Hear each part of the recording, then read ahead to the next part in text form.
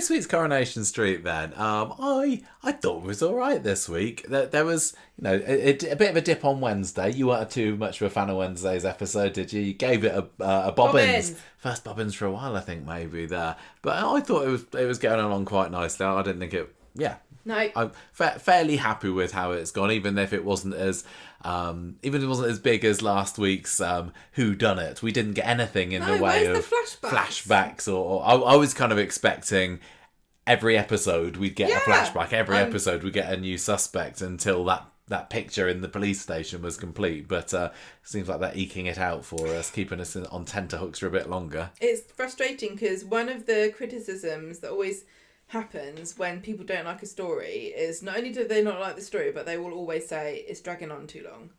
And I totally understand that because I feel the same way about some stories I don't like, but this is not helping the situation. Yeah, I mean, I suppose they could have done more to it, but it was definitely the Platts that were more in the spotlight this week, and maybe they didn't think there was time for more of that. I don't know. We'll talk about it when we get there. There might have been a few other clues that snuck in that we might not have realised that we will uncover as we discuss it. But stories this week, we are going to start off with the Platt drama, Frail Gail's house sale, because oh my gosh, Gail was on death's door on Monday. No, well, it was a Wednesday, wasn't it? Wednesday. But she's okay now, and she's got something to look forward to after a little proposal. Next up, we will do the Briefs Down story. I'm kind of waiting. I don't think I mentioned this on last week's podcast, but if we had, as part of this story, Kit doing a runner somewhere, it'd be called Kit Off, Briefs Down. And then it'd just double up. Yeah. There you go, I guess. Toyah, Nick's Leanne's boyfriend, is back again. Yeah, and she's proper doing it. She's proper nicked it. So, I mean, the stolen money is one thing, but Nick is now possession of Toyah Battersby. Well, secretly. Secret possession. Of course nobody's going to find out. Earlier, when Toyah, I think it was Toyah, went in for a kiss, I can't remember which way around it was, but someone outside the window went, ah! Which I thought was hilarious. We seem to be the last bastions of, go Nick and Leanne. But... No, don't include me in Nick and Leanne. Oh, really? Oh, okay. Well, let's find out when we get there for that one. I got a new storyline title here for the drama at the kebab shop, Critters in Pittas. I quite like that one. And then we are finishing off with Sassy Cassie, Steve's new lassie, which is, sorry, I know it's terrible. No, you're fine. This is all right. There's still, this has been the longest will they, won't they. Never mind Nick and Leanne. What do you mean, is Steve and Cassie going to be an item? It's been dragging on for months now. I would have thought that, Steve's a bit of a goer, isn't he? He's being incredibly restrained, fighting these feelings that I think he very clearly has for Cassie, or maybe I'm just kind of... putting it. I'm assuming that that's where the storyline is naturally going to go. Maybe Steve doesn't realise he's got those feelings yet, but we know that they're going to be at it before long. And after that little handshake at the end of today's episode, maybe that's going to be sooner than later. So we will start off with the Frail Gail's house sale, which is also including Bethany and Daniel drama and everything as well. So.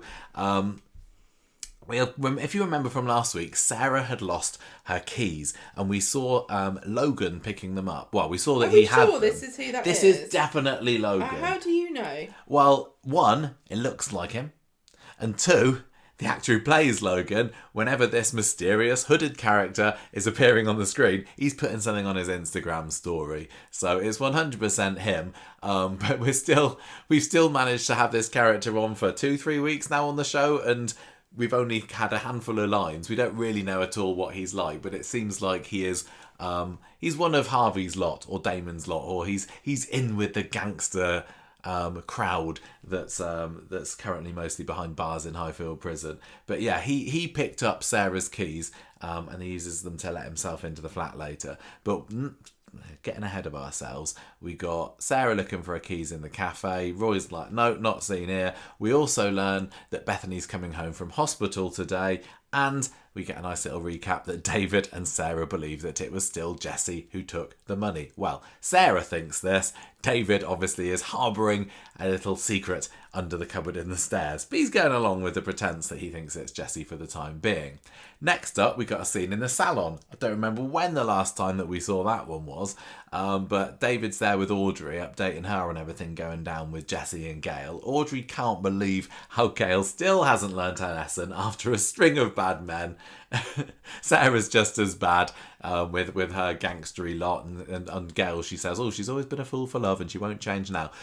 She's not wrong, is she? And Gail she's notoriously quick to drop her knickers for whichever man smiles at her, and most of them have been not the most successful of marriages, but some of them have. We did our Patreon earlier. Was it earlier this year or last year? I think on top 5 Gail husbands or whatever, and she's got a mixed bag. Yeah, but she's always on the lookout for more. She doesn't mean to. But do you think that? I know that storyline dictates that having children being suspicious of parents' new partner is, perfect recipe for drama. But is Jessie being unfairly suspected? Is he being maligned without really deserving this? I think it's perfectly natural. I also think that they haven't really examined this, but there's always going to be a bit of a tension with a new partner for an older parent when the children are growing up and they have their own children and they're starting to think about their inheritance. And you can tell me whatever you like, but I don't believe for 1 minute that those kids aren't thinking to themselves, Jessie's not getting that money. Because the thing about it is that not only is Gail closer to death, closer than perhaps she thought she would be at the beginning of the week, therefore closer to giving her money to the children, but also Jesse's he's closer to also not earning anymore, and they're both going to be perhaps on their pensions and whittling down the inheritance. Yeah, I mean, I don't think that Gail would... I know it's really cutthroat to say, but I genuinely think that's where a lot of the tension comes from. And this is all about money too. They're not really suspicious of his intentions towards her romantically. Then they haven't sort of questioned, they're not saying, you don't really love my mum, or I don't know how long you've met her. They're just all really concerned about money, aren't they? Because they're in a situation where money's really important to them because of Bethany's situation. I think it's fair that after so many failed partnerships, marriages, they might be a little suspicious. They know that she has a pretty terrible taste in men. But like I said, Joe McIntyre, I'm not going to say there was... he was a fairly nice chap. He just went off the rails. Yeah. Was it this week's episode that they listed the failed suicide and... she started Michael Rodwell. They did mention it this week because they talked about the going backwards. Then, the fake burglar. Michael Rodwell. You got Richard Hillman. Now clearly he was the wrongest of the wrong uns. Martin Platt. Gemma here doesn't like him, but on the whole he wasn't such a bad lad. You got who else was there? Did we say? If we missed, Brian obviously at the beginning. Yeah, Brian and Latimer. He was the Australian. Oh yeah, Ian Latimer. Yeah. But if you've seen your mum going through partners at the rate that she has, I think it's natural to be a little wary. But I also think that you're just like, how long are you going to last? I also think that the Platt siblings are fairly selfish in that they, especially David, he just sees Gail as his personal skivvy. They're cynical, to be honest. And they're users. And I know that we all love the Platts, but they are cynical users. And I think that Sarah's probably the most... No, Sarah and Nick are pretty successful, really. But David, I don't think is. Well, he's owned a business at one point. Well, he's still living in his mum's house and he can't afford to buy it. The fact that you're right. The fact that he's still living there at this age, and no, I mean it's realistic from the point of view of they're supposed to be working class people, and I don't blame him for being in the situation he is. I think he's of all of them, he's the most realistic because genuinely, I don't think Sarah knows what how to have a job. I don't believe for 1 minute she does anything in that factory. It's just too thick. And, Nick's just a bit of a cutthroat businessman, like they all are. Yeah. So I think that David's realistic because, I think Coronation Street loses sight so often of the fact that it's supposed to be about working class northerners, and having somebody of David's age, because he's still relatively young, not having his own home to live in, that's a fairly common thing. But Coronation Street obviously decides to tackle this fairly realistic storyline by having him steal some drugs money from his sister's banged up boyfriend. Yeah, that was an odd move for him this week. They referenced David's age in the middle of the week. Wasn't it Jesse who said something like, David's pushing 40 and David's like, I'm 33? 33? Or whatever. I can't remember. I lose track of how old David is.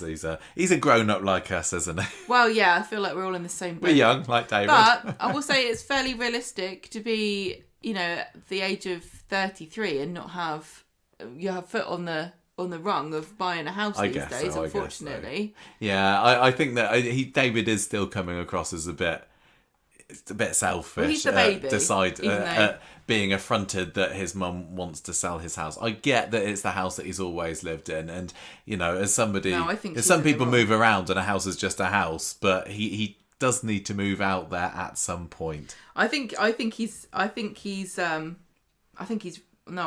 in the right, and I think that Gail's in the wrong. Well, David did own the house at one point as well, didn't he? There was a spell when he owned it, yeah. And then Gail ended up buying it back off him. So I guess in the back of his head, he always thought, but why doesn't he have the money this from is that, kind of mine. I don't. You cannot track the finances of any character on this street with any regularity. It is really. But I just from the perspective of what. See, Gail's thrown David and Lily and Max and Shona under the bus for Bethany. Yeah. She really has.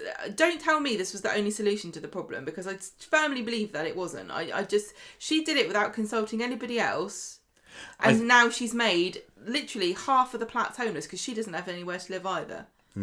I do think that Audrey has got a lot to answer for, because I'm sure that Audrey could have stumped up a little bit of that cash. Rita's handing out plane tickets down the road. Nobody tapped her up. Did you see what I mean? That's very true. The finances of Coronation Street, I'm sorry. They don't hold up to scrutiny. They need to sit down and they need to actually do some kind of... They should get the guys in the archive to have the bank account, the bank balances of all the characters, and a little graph going up and down. I know that the writers don't want practicalities to get in the way of a good story. I completely understand that sometimes there are things that you think, oh, look, this is more important than practicalities. This storyline is really exciting and want to do it. It's new, nobody's done it, or this would be great for the characters. But if you want to do that, write for Doctor Who or something that isn't set in real life. This should be based in reality, at least. It probably is. We just forget. No, it isn't, Michael. It's not. I'm sorry, but what kind of idiot makes themselves and all their family homeless to raise money for one member of the family without making any other... I'm sorry, they didn't try hard enough. They just didn't try hard enough. And also, Bethany got told, you have to pay the money, otherwise you're not going to leave Turkey. She buggered off without paying it. No, they paid it. Because Gail got a bridging loan, didn't she? I'm sorry, but they've said so much about specific numbers and then fudge the rest of it. I just think this whole... Sorry. It's not really bothering me. It's really infuriating to me. I find it... I can't take Gail seriously at all. Oh. She seems like... I really want to like Gail. This is an important storyline for the character. But so far, and I was on board with everything. I knew that there was a situation that had brewed, and they were trying their best, and they've done as good as they can. And I like, is it John Tompkinson? John Thompson, yeah. Thompson, I like him. I thought Jesse's great. I think he's fine. I don't have a problem with it. But so far, it's like a car crash.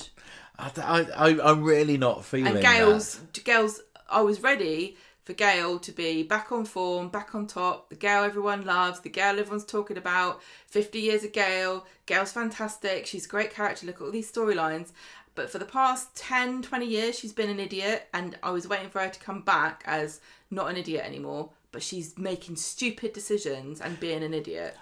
Look, Sorry, I know, I'm just coming out strong. No, well, I'm not feeling that at all. I mean, we've had this conversation off air a little bit, haven't we? But I was kind of turning to you the other day and saying, "Oh, isn't Gail good now? Isn't it nice that she's not dancing around singing like an idiot in the kitchen, or talking about giving somewhere a good bottoming and looking like she's had a brain take. What's it called? Lobotomy. That's it. I think I've had one myself.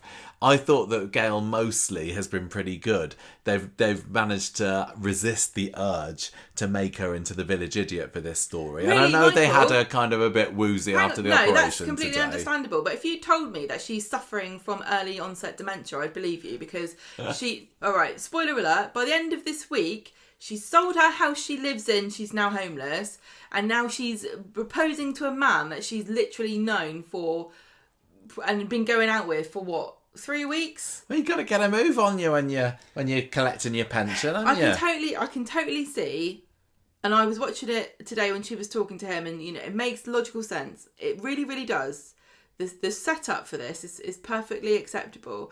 I was on death's door, I'm lonely, I'm sad, my kids are stupid and they seem to not care about me.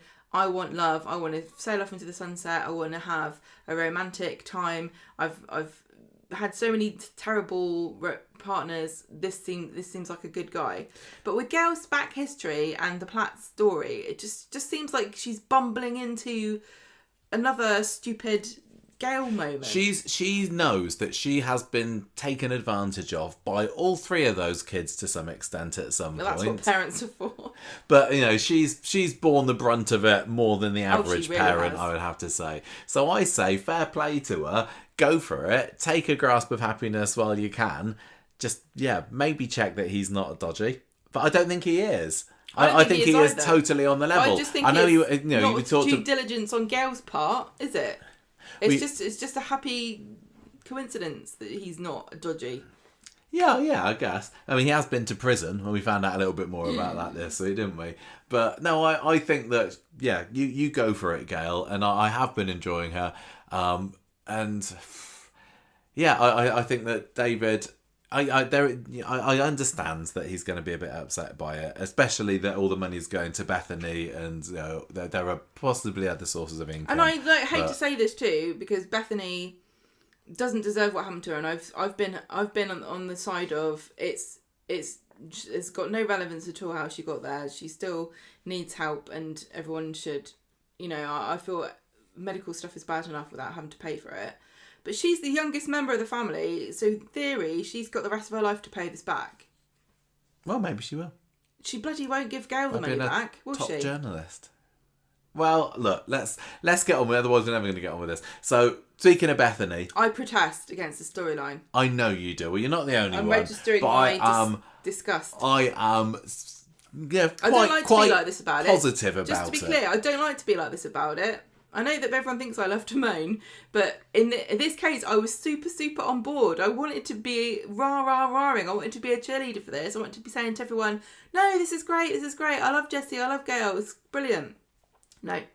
I think that the downside of this for me is the gangstery stuff. Totally don't need that, but I am 100% genuinely enjoying this story, and I am, on the whole, and I'm very pleased with it, because I was a bit worried that it wasn't going to go, down a path that I particularly enjoyed. I thought it might feel a bit hokey, but anyway, I'm not. Look, back to what happened. So Bethany, we're seeing what's going on with her and her medical bits and bobs. She's at the hospital. Well, it's being referenced. She's at the hospital with Sarah Louise later on in the episode on Monday, and she's got a stoma care kit bag, and she gets all a bit emotional when she's telling Sarah about it, because she knows that this is a rest of her life thing, and and it's not going to be easy, and it's just a massive change that who could have foreseen this coming. Sarah gives her a hug, and while she's hugging Bethany, Damon's trying to call her, but I think she doesn't talk to her there, does she? So Sarah says to Bethany, look, you got your whole family by your side. Daniel's looking forward to seeing you later. we're all going to support you. He's looking forward to celebrating the anniversary of his wife's death with you on Friday. Yeah, exactly. So I'm surprised he didn't try and get Bethany to dress up as Sinead to mark the occasion. Can you just put this cardigan on and sit in Victoria Gardens? He was horning after Bethany while Sinead was still alive, so I don't think he cares. So Bethany's left alone in the flat later on Monday. Sarah realises that the potatoes that they've got in the cupboard are sprouting a little bit too much, so she decides to get some fresh ones. We got a lovely cupboard cam, didn't we? Yeah, we did. We're seeing inside a lot of people's cupboards and fridges recently on Coronation Street. It's a good opportunity for us to pause and catch the details. Oh yeah, I love looking in people's fridges. So Bethany's kind of in one of the bedrooms, and then she sees this hooded guy come in the flat and start raiding it. So this is Logan. He's got the shaved eyebrow. It's definitely him. I think it's still supposed to... Well, nobody knows so far. Nobody even knows who Logan is apart from Stu, and he's bogged off to Germany now, hasn't he? So it is him. It is him. This is Mason's brother. Well, you're saying this very confidently. It is. I told you it's definitely him. But they don't put it in the script that it's him. But he's saying, "Oh yeah, what? Yeah, script." They didn't put it in the script. What was he supposed to do? Come and go to side, Logan. It's Logan to base. I have infiltrated Red Bank Towers. She doesn't realise it's me. So anyway, Bethany's terrified of this guy, as you would be. Well, she's hiding, isn't she? Yeah. Hearing him. This must be awful because her phone's on the outside of the bedroom. This is why I always have my phone in my pocket. Exactly. Because you don't register your steps otherwise. Yeah. So Damon, meanwhile, has finally got hold of Sarah on the phone and says to her, "Look, you could be in a lot of danger here. Someone's come to turn your flat over. They're reckoning that you've got the money hidden inside here somewhere. In fact, they're in now." So Sarah rushes up to Red Bank as Damon's set upon by some of Harvey's thugs because he's going behind Harvey's back to try and warn Sarah. Bethany, meanwhile, is trying to make a run for it. This Logan chases after her. Sarah finally makes it into the flat on time, and Logan does a runner. So, drama. Red Bank Ninja, there you go. Sarah finds the keys dropped on the floor, so that was just a way of showing to the viewers, yes, it was him. And also says to Bethany, "We can't phone the police on this. This is all tied up in my dodgy gangster business that we just need to keep between ourselves." Is that okay, Bethany? Fine, great. So she tells her about Damon's phone call, but they don't get too far into the chat before Daniel comes up, and Sarah tells him everything that's been going on. So Daniel, poor guy, he's had a bit of a rough time with his relationship with Bethany. He goes over to Turkey to look after her, gets sent back home to England with a flea in his ear by Sarah, back together with her, and now he's in the middle of some mess of gangster plot. If I was, it shows that he really must love her, otherwise he'd be over the hill and far away by this point, because this family seems to be bad news. But he tells Bethany, "Look, I do love you. Stoma doesn't change anything. I'm here for keeps." Lovely. So Sarah next goes to see David, tells him what's happening, utterly terrified about being in the middle of this massive Weatherfield mafia plot, and she gets a phone call from somebody saying they want the money back and Damon's not going to be able to warn her next time, and Sarah's like, I haven't got the money, what am I going to do? So David, I think at this point, I don't think there are any clues that he had the money, were there? You saw that some people online had been theorising that David was the one who'd taken it. Yes. But I don't know what people had picked up on. I wouldn't have. Yeah, people picked up on stuff that I didn't notice, which is great. We'd obviously seen David had been doing his sums and trying to figure out a way to get the flat, but I certainly didn't pick up on that one. So well done to the people who did correctly predict that one. Yeah. Sarah goes back to the flat. Daniel says, "Look, you need to stay. We need to stay at Gail's house tonight. We need to stay at number 8." Bethany's like, "No, we'll be fine." Sarah says sorry to Bethany for roping her into this, and Bethany's like, "It's all right, not your fault." So that was just a little mini drama there, really. The big shocker comes at the end of Monday's episode, where David's rummaging around in the cupboard under the stairs. Another cupboard cam. Yeah, another cupboard cam. I appreciated how they had that pink leopard skin throw that for years adorned the back of the sofa in the Platt's lounge. It's still neatly tied it away there for maybe when winter gets into earnest and they want to snuggle up under it. But among all the bags that they've got in there is a holdall, which he opens up and it's full of cash. He's the one that's taken the money, and he's a little bit worried about it because probably he thinks that they might be onto him next. Yeah. Well, not only that, but he doesn't know how to sort of say, here's my money. You got to launder it first. Yeah. Well, he did talk about that on Friday briefly, didn't he? Because Jesse was saying, well, what are you thinking? And he was like, I was going to try and find out a way of laundering it. What David's options for laundering the money? Putting it through the salon, I suppose. Yeah, he works in a salon. That's like a really great place to do it. I wonder whether they are actually going to go there, because it doesn't seem too long ago since we had the money laundering storyline at Speed Dial. There's only so much exciting drama you could have with somebody trying to launder some money. But you got to pay tax on it. What? Yeah, what? Well, if you put it through a business, you have to pay tax on it. Yeah. I'm still. I don't know how this could have actually worked. Like, if he was going to buy the house, we've done this ourselves in recent years. Yeah. You can't just say, "Oh, I just have got some money. Don't ask any questions." But you also don't really have to prove.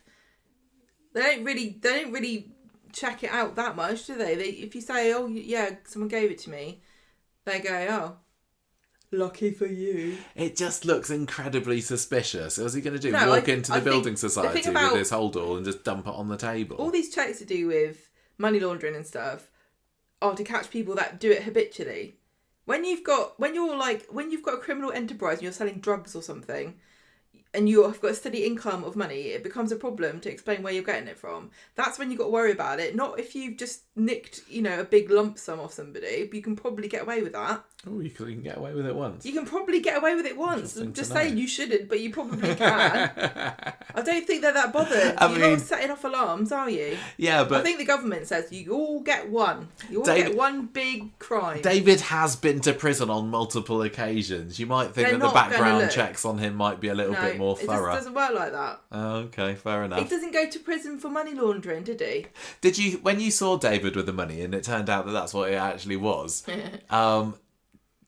I had a bit of like, oh, come on, really? David's got the money. Would he really do that? And I still can't kind of decide for myself whether that was in character for him. It's not like him being his own worst enemy. He's like, oh, my mum made me homeless. She sold the house so that she could pay for Bethany's surgery. Why was that, David? Because you stole the money that somebody was going to give her for it. Yes, that is exactly what happened, isn't it? You stole the money that could have been used so that Gail didn't have to sell her house, and now you're complaining the house has been sold. Yeah, he should have just left it alone, really, shouldn't he? It would have solved his problem.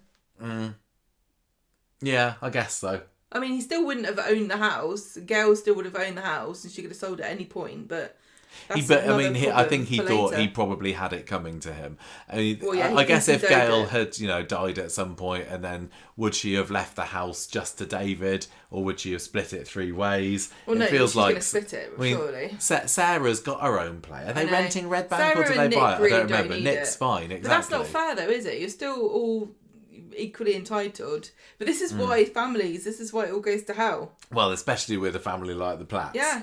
They are, when Gail finally does shuffle off this mortal coil, it is going to be a massive fallout there. They're going to be the sort of family that's immediately down the house with the keys, bringing out all the cutlery and china. I can totally see it being a story where they do leave it, or some quantity of their will, to one family member, and they'll have a very good reason for that, and the other 2 will just converge in on them and go, I say just leave it all to Lily for a football scholarship.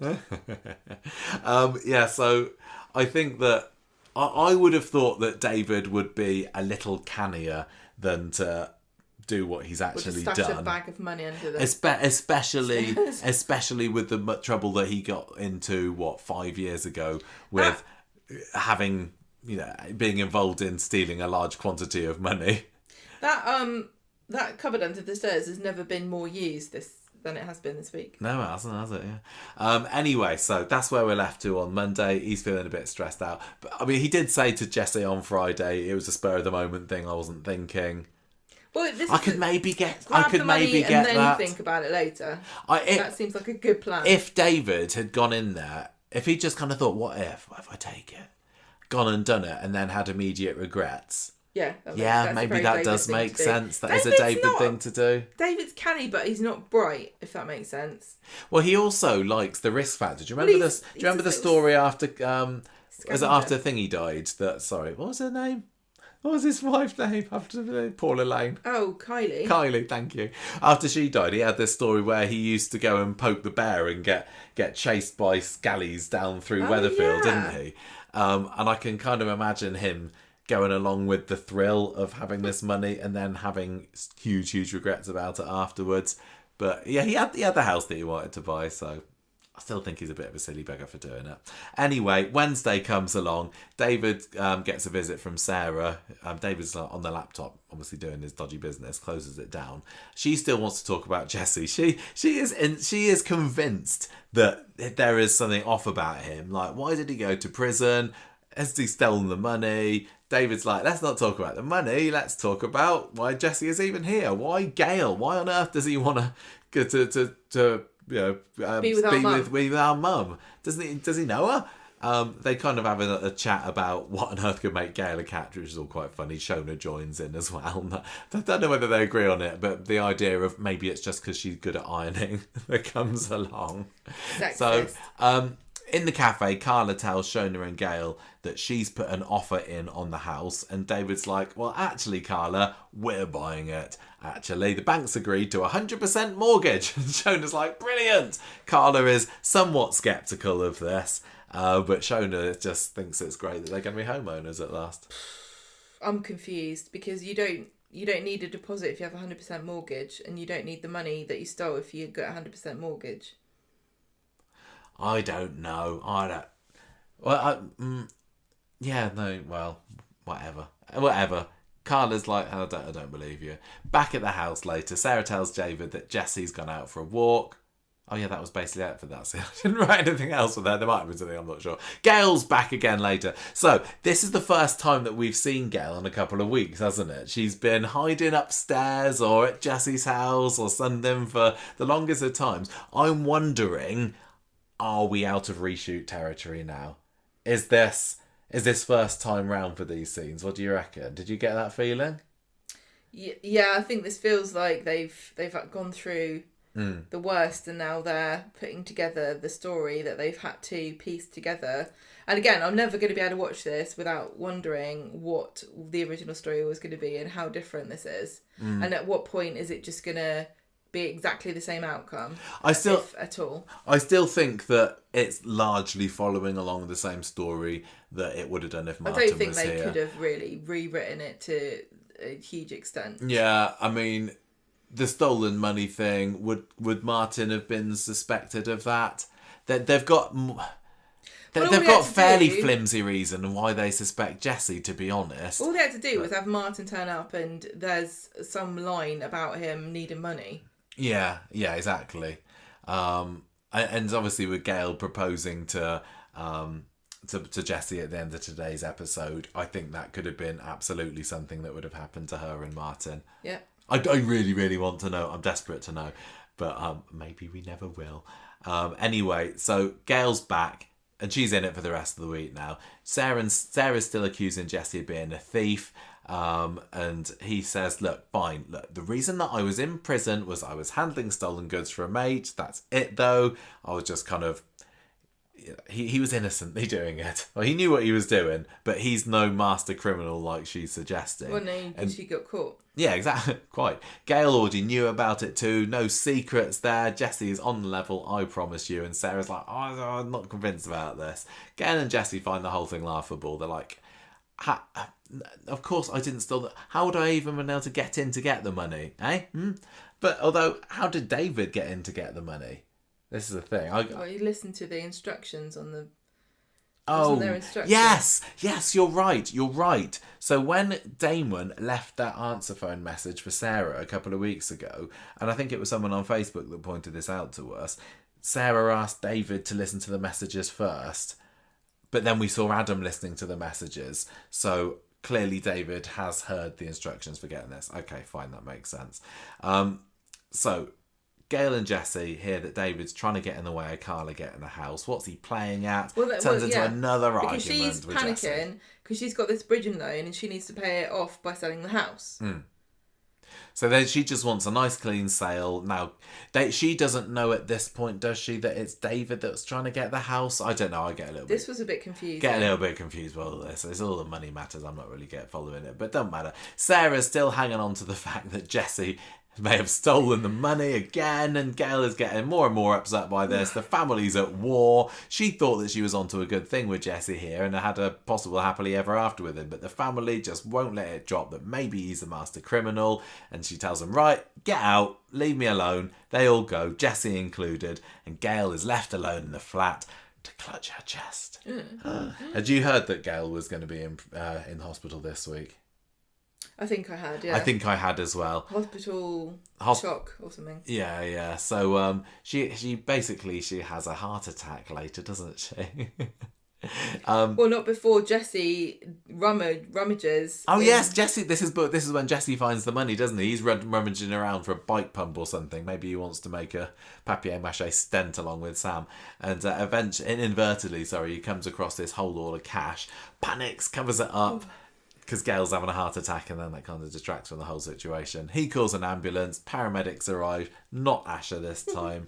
They check her over, and poor Gail, she's there going, I think I might be having troubles in my chest. I think I'm having a heart attack. They're like, yeah, I think you're having a heart attack, actually. And poor Gail, I did feel sorry for her. I wasn't at all worried that she wasn't going to be absolutely fine. But it's scary situation.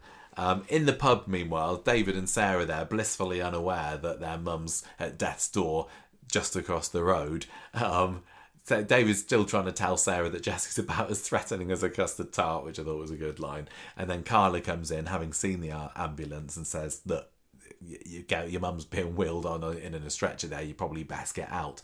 So Gail's in hospital now. It gets quite intense. She actually goes into cardiac arrest, doesn't she? It was, they kind of did drop being the bill for a bit this week, and they were full on to casualty mode, weren't they? Yeah. They're going around all the semi-soaps, and Gail's there at death's door on the stretcher. They're trying to give her heart palpitation. No, well, not heart palpitations. She's already had those. Chest compressions. That's what I'm thinking of. Jessie's emoting in somewhere at the door, and so they're bringing her back to life. Crikey. What will happen? The Platt kids arrive at the hospital later. They hear from Jessie what's going on. Apparently, the ECG has shown abnormalities. It's not done a brain scan or anything.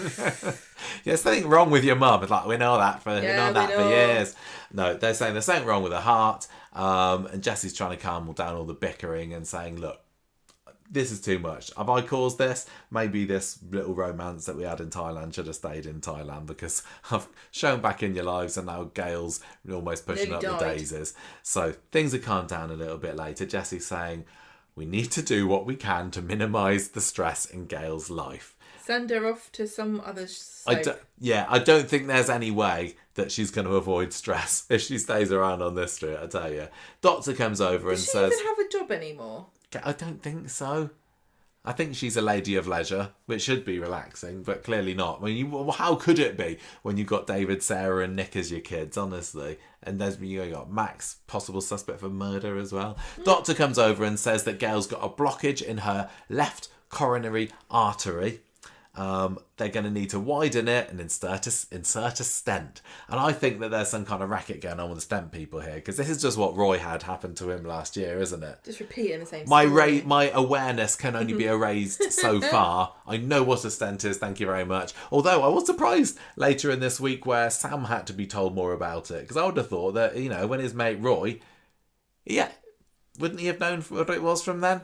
Never mind, don't pick apart it too much. My favourite part of this scene was when the doctor said, are you the family? Come over here so I can talk privately. And then stood in front of a man who's earwigging furiously about their private medical information. Maybe he's one of Harvey's hospital cronies. Maybe. And he's going to take it back.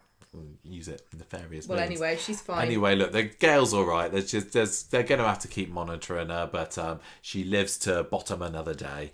Whenever people say something like, oh yeah, this is very, very stressful, you're going to have to, it's very serious, you've got to avoid stress from now on, that would set me off like you can't believe I'd be dead in a week. Well, it's a don't think about pink elephant situation, Yeah. isn't it? It's like, I can't help but be stressed. Yeah.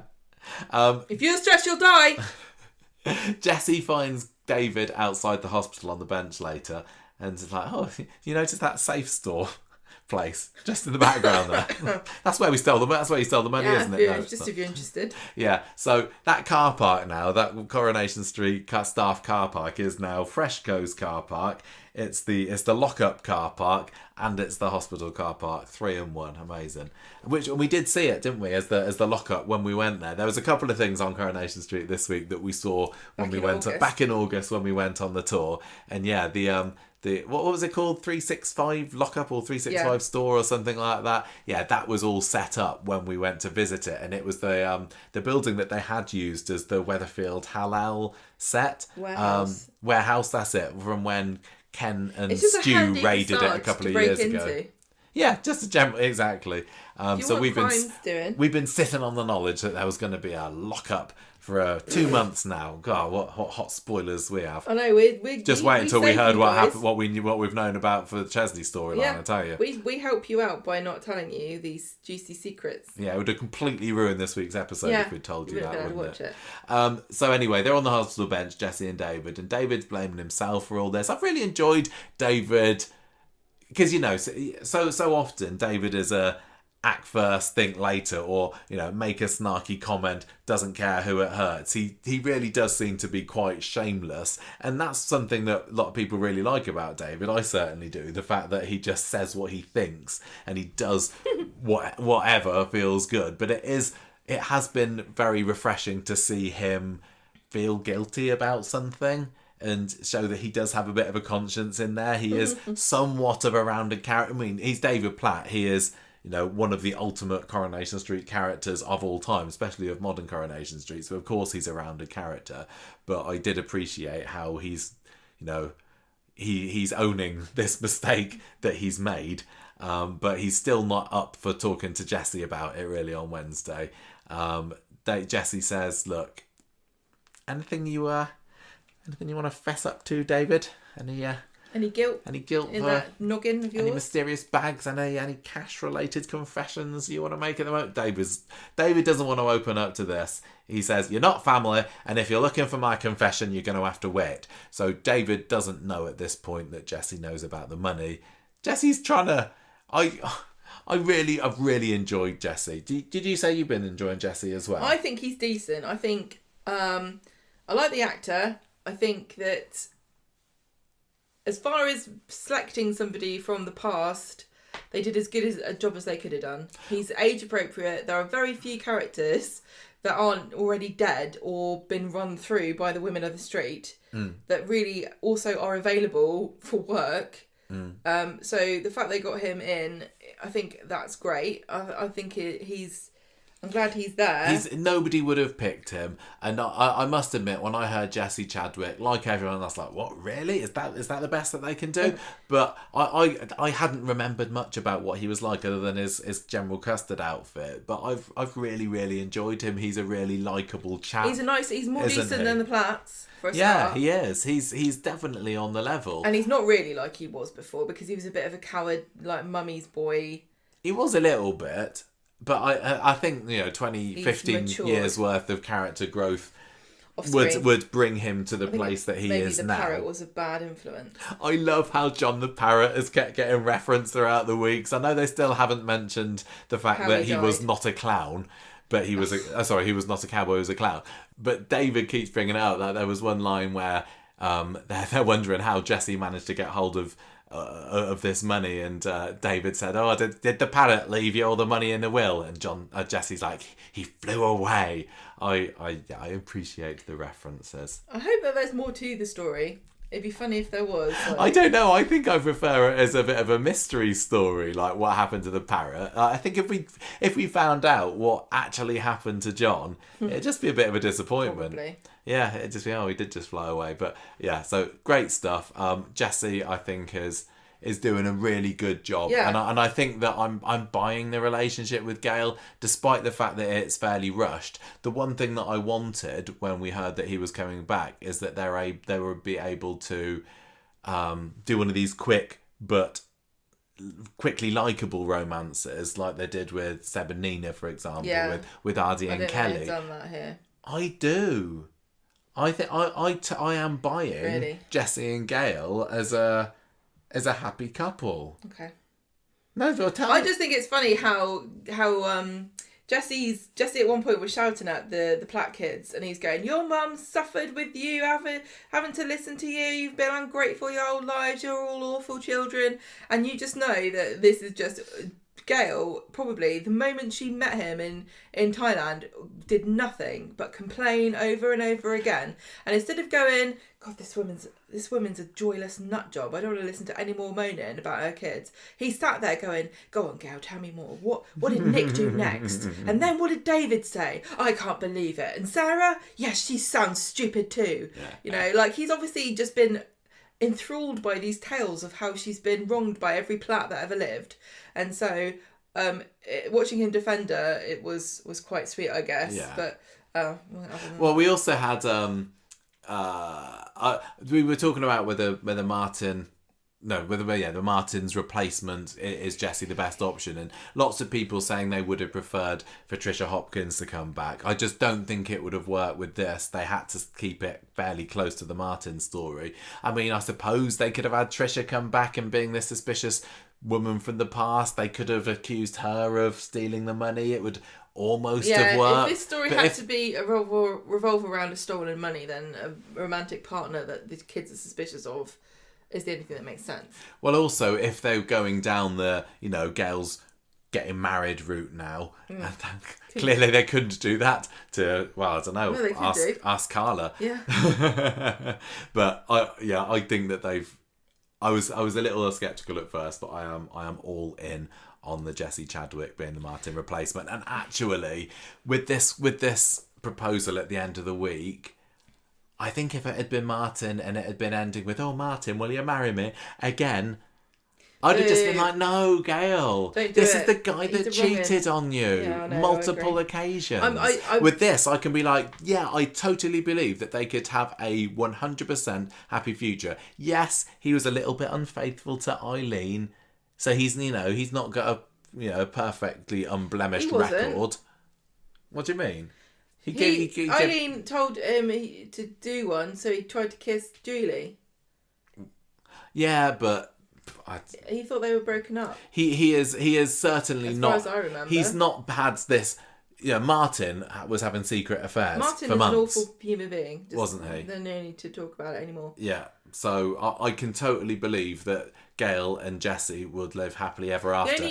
I'm getting similar vibes to how I did with Michael. To be honest, just a decent He's chap. a nice, normal guy. He's gonna die. Yeah, and having Gail going off with Martin. No, I wouldn't like to. He's toxic. It's going back to somebody who was ultimately bad for you. Back to the trough. And I'd just be saying, Gail, have you learned nothing? Idiot. You can't go off in the sunset with him. He's wrong. Yeah. The only thing I am annoyed about is that perhaps we're not going to get the rivalry stuff that we were really hoping for with... It feels, I thought that they would rewrite it and make that strand a bit more interesting, Eileen. But they're not going to bother, I don't think. And to be honest with you, one of my main problems with this is not about Jessie, not about the replacement with Martin. Don't really care about that. I just think this story was weak from the beginning. Even if Martin had been in it, I just don't think I'd like this story. I think I'm not into it at all. Sorry. Right. It's not. That's fine. I completely have a different opinion. I'm really loving this, but totally they obviously thought that when they brought Gail back and Sue Cleaver was back off her extended period away from the show, they had a few scenes of them butting heads, but it's turned to nothing, and I think that shows just how closely they wanted and needed to make this to the original story, because Eileen clearly would have had nothing to do with it then. Yeah, at least they had Eileen in it at all, because she was, she's not been in it since. She turned up, grimaced at Jessie, and then buggered off again. I'm happy that they put that in at all. I think we probably should be just grateful they had the time to do that. I mean, now that we will get to Friday in a minute. Now that Jessie and Gail are engaged, surely they'll be able to slip in a line where Eileen has got something to say about that. Yeah. I hope you enjoy... The thing is, she can't make any reference to what he used to be, because they've whitewashed it, haven't they? A little bit. But yeah, there is still time, and I think they will. I think we'll get something of that rivalry, because otherwise, isn't it funny opportunity. Though that Max is now dating a white supremacist, and Gail is dating a guy who used to parade around with a Confederate flag on his head. Something about that Platt family. It's not right. Right, Friday. We got a little bit more Bethany drama because it's Sinead's death anniversary today, and she wants to spend time with Daniel because he's going to be grieving. This was grim. I'm sorry, but if I am dead, you're not allowed to have my anniversary breakfast with the girl you cheated on me with when I was dying in the house. Yeah, well, even she says that it's going to be a little bit weird remembering the girl that he cheated on. It's going to be a bit weird. Don't be weird. Creep.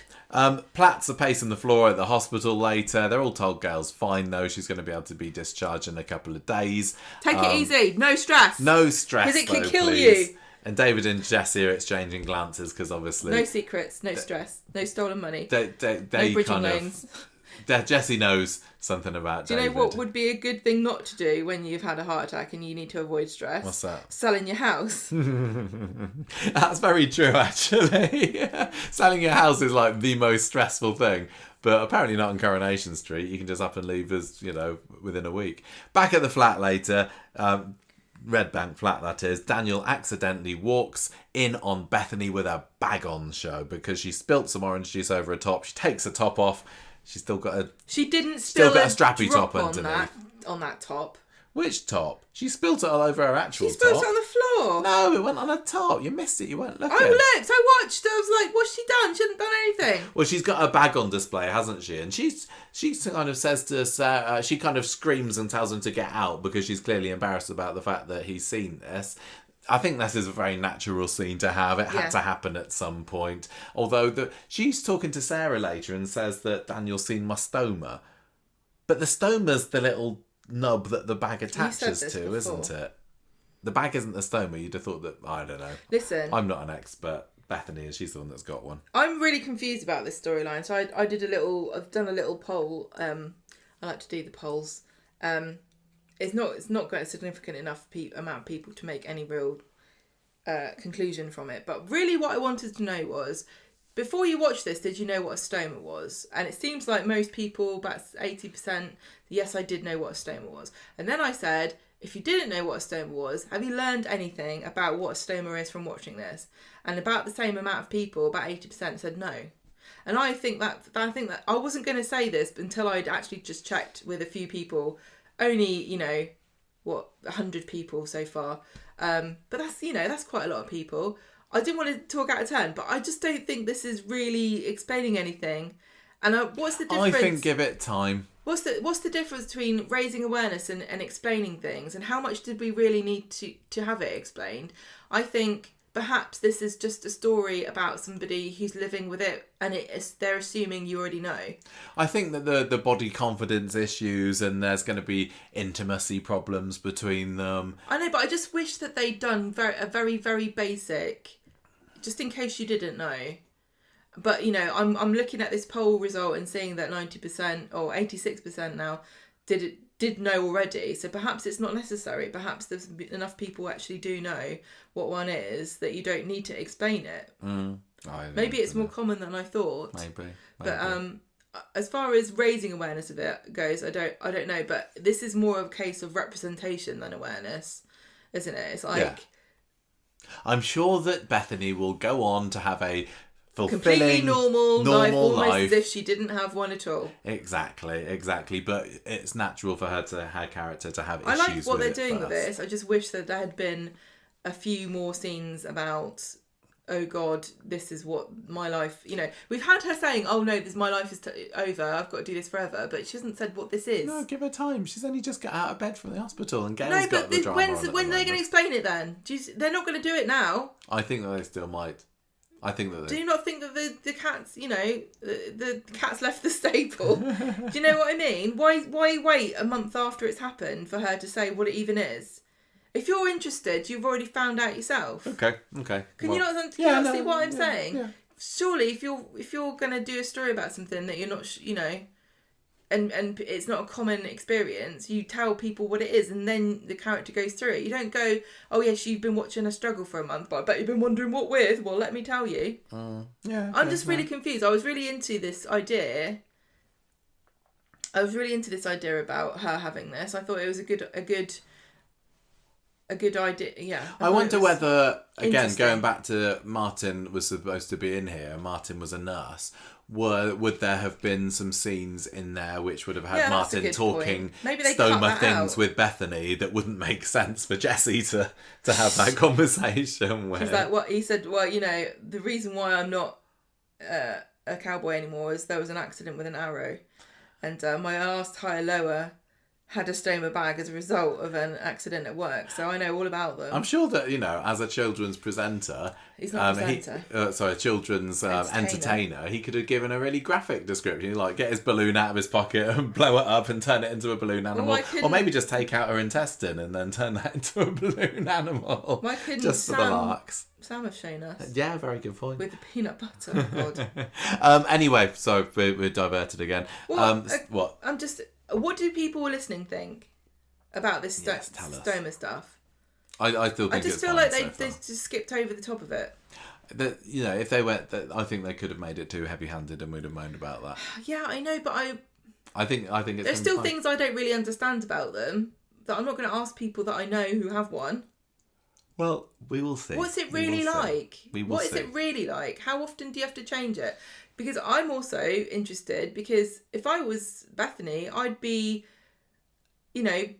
borderline having some kind of eating disorder, thinking, I don't want to deal with this, I'm just not going to have any food. I'm sure that happens to Give people. it time. I'm sure it does. She's in the middle of another storyline. She hasn't got time for this. She's got 3 other storylines going on at the moment. Right, look, Sarah is having a bit of a problem. She thinks she's being followed later, and she stops off at the teenage wasteland. You wish. Phoning... What? You wish. She just said...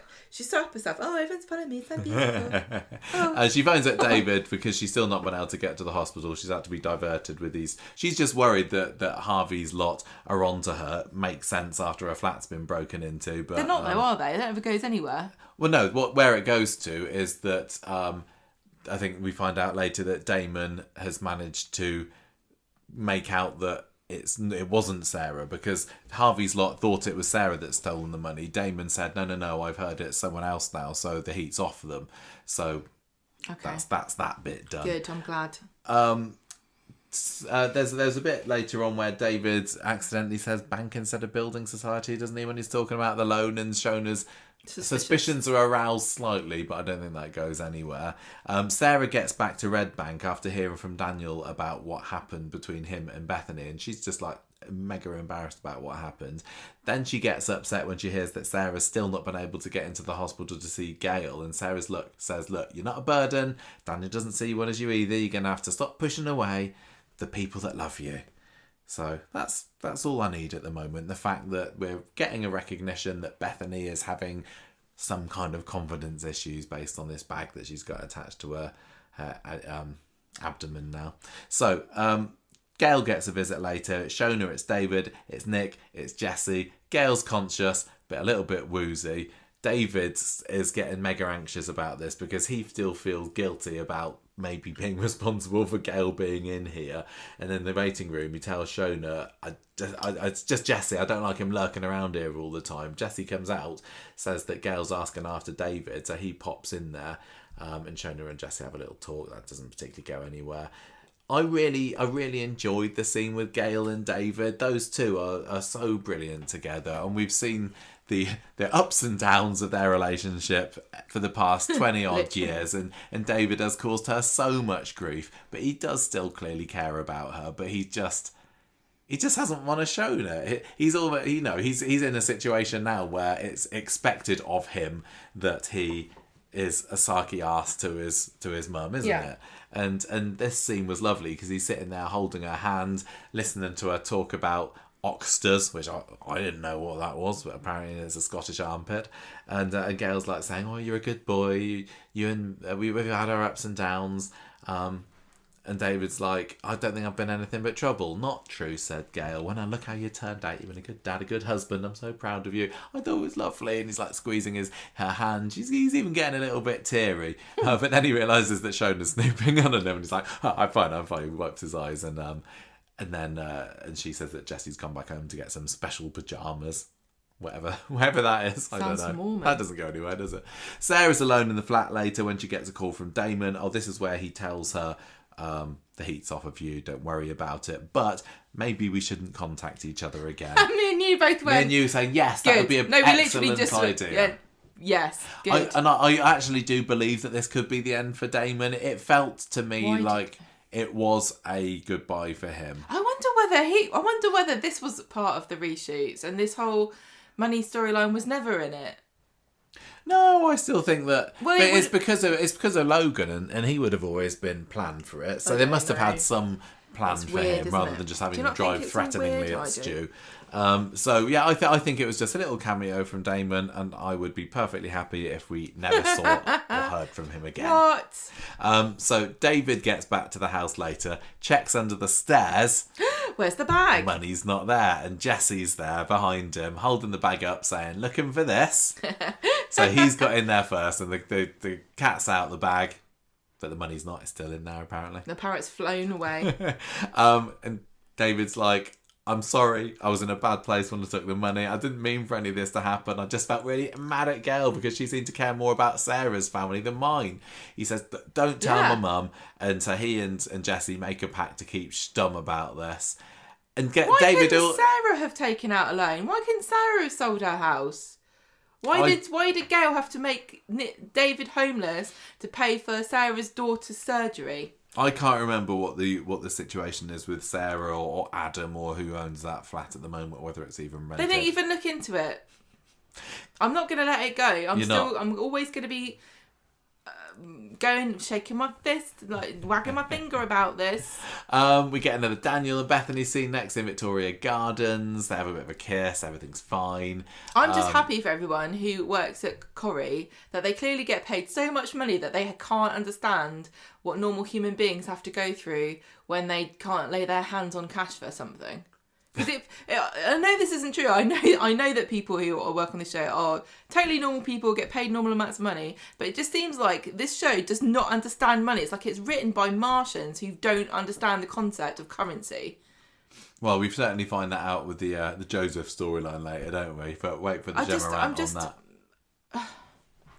David... how does it end up like this? Gail go back to visit Gail later... And Jesse goes and visits Gail. What did I say? It's a Gail. Jessie goes and visits Gail, thank you. And she proposes to him. She says, "Oh, when I was dying there, when I was having my heart attack, my whole life flashed before my eyes." It's like maybe she got picked up on a repeat of the Gail and me 40th anniversary, I don't know.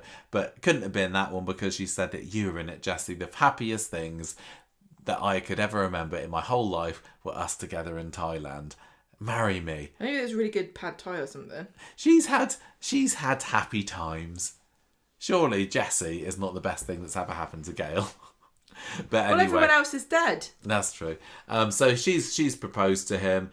Then you get a little bit of Sarah turning up, telling Jessie that Damon's managed to take the heat off her for now. Isn't he nice? Well, this is an important development because by telling Jessie that Damon's move the eye of suspicion away from the Platt family, it means that they can now keep the cash without worrying that they're gonna get found out. Yeah, basically it is. Well, Jessie says, do you think it was this guy that took the money? Oh no, do you think it was me that took the money? And Sarah says no. So good. Yeah. David pulls up outside the storage place later, and so the idea then that he was going to be like sneaking it back into it. Yeah, this could have been cut, this scene. Yeah, I mean... He goes to this place to return the money, and then he bottles it because there's somebody there, yeah. So I don't know if this is going to come up. Like, maybe later they will come after him because they recognised him, and why was he there? And they'll put it together that he was going to return the money, even though he would never be able to work that out. Yeah, I mean, he could have shown up on some security footage or something, maybe. I don't know. Anyway, so he goes back home, sits with Shona for a bit, and Shona is apologising to him for putting pressure on him to buy the house. And David just about to confess to Shona about the money. He says, there's something I need to tell you, but then Jesse arrives home and he gets David to one side and says, look, let's keep this as a secret between you and me. Don't tell anybody else, and especially not your mum. Yeah. And so David agrees to try to get the other kids on Jesse's side in return for his silence. Yeah, yeah. I want to know how much was in here. How much was in this bag, do you think? Oh, yeah. It's tens of thousands. I can't remember what they said. I'm sure we've been given a number, but I don't remember what it was. Jesse's back with Gail later, keeping her on tenterhooks after the proposal. Yeah, let me think about it. And basically the episode ends with him saying, yes, I'll marry you, and they have a nice kiss. I thought it was lovely. Like it. Gail's going to add another surname. Yeah. Most people have notches on bedposts. Gail's just got surnames on the Gail on the certificate. Chadwick. Gail Chadwick. Sounds alright. Yeah. It's not like a name for the ages, is it? It's funny that I guess, I know she wasn't. Platt was her third surname in the show. I know. But if we'd have ended this year with Gail being Gail Platt again, everyone calls her Gail Platt, don't they? She's commonly known as Gail Platt, especially to the non-Corrie watching people out there. So maybe that would have been a way of her going back to it. But... I wonder whether soaps in this country have been secretly behind the push for women to not take their husband's surnames when they get married as much as in the past, because Coronation Street women go through surnames like I go through pants. There's no point in changing a name if you're a Coronation Street character, and a lot of the time they don't want to change the women's names because they're really iconic. Like when Elsie Tanner first got married in Coronation Street, they made her marry a man called Tanner because they wanted to keep her name because it was so iconic. That's the most feminist thing I could think of. Well, even Toyah referred to herself as Toyah Battersby in this week's episode, didn't she? When she did Toyah Battersby, this is your life, when she was packing up the stuff But then she did say Toyah Habib. Well, I thought it was Leanne or Nick, whoever was with her there, corrected her. I forgot. The man I killed. Yeah. So anyway, I've really enjoyed this storyline. I've got really nothing particularly bad to say about it, other than the gangster stuff is whatever. I think it's really interesting when we disagree, because we don't often really disagree. Yeah, I also loved. I want to give a shout out to the David enjoying Shania Twain bit, and when Shona goes oh to him, I thought that was quite fun. It's been great. We've bemoaned the lack of Platt action in Coronation Street over the past 5 years or so, and now we've got it. You're saying you're not enjoying it?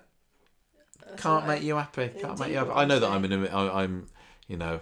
in a small minority with this. You don't have to be necessarily in a minority. I don't think it's great. I think people are just more mad about the Martin Platt cancellation than anything else. Yeah, I get that. I totally. But here's another story that I loved, but I'm not sure is going how I wanted the Briefs Down story. Where's Joel? Joel's dead.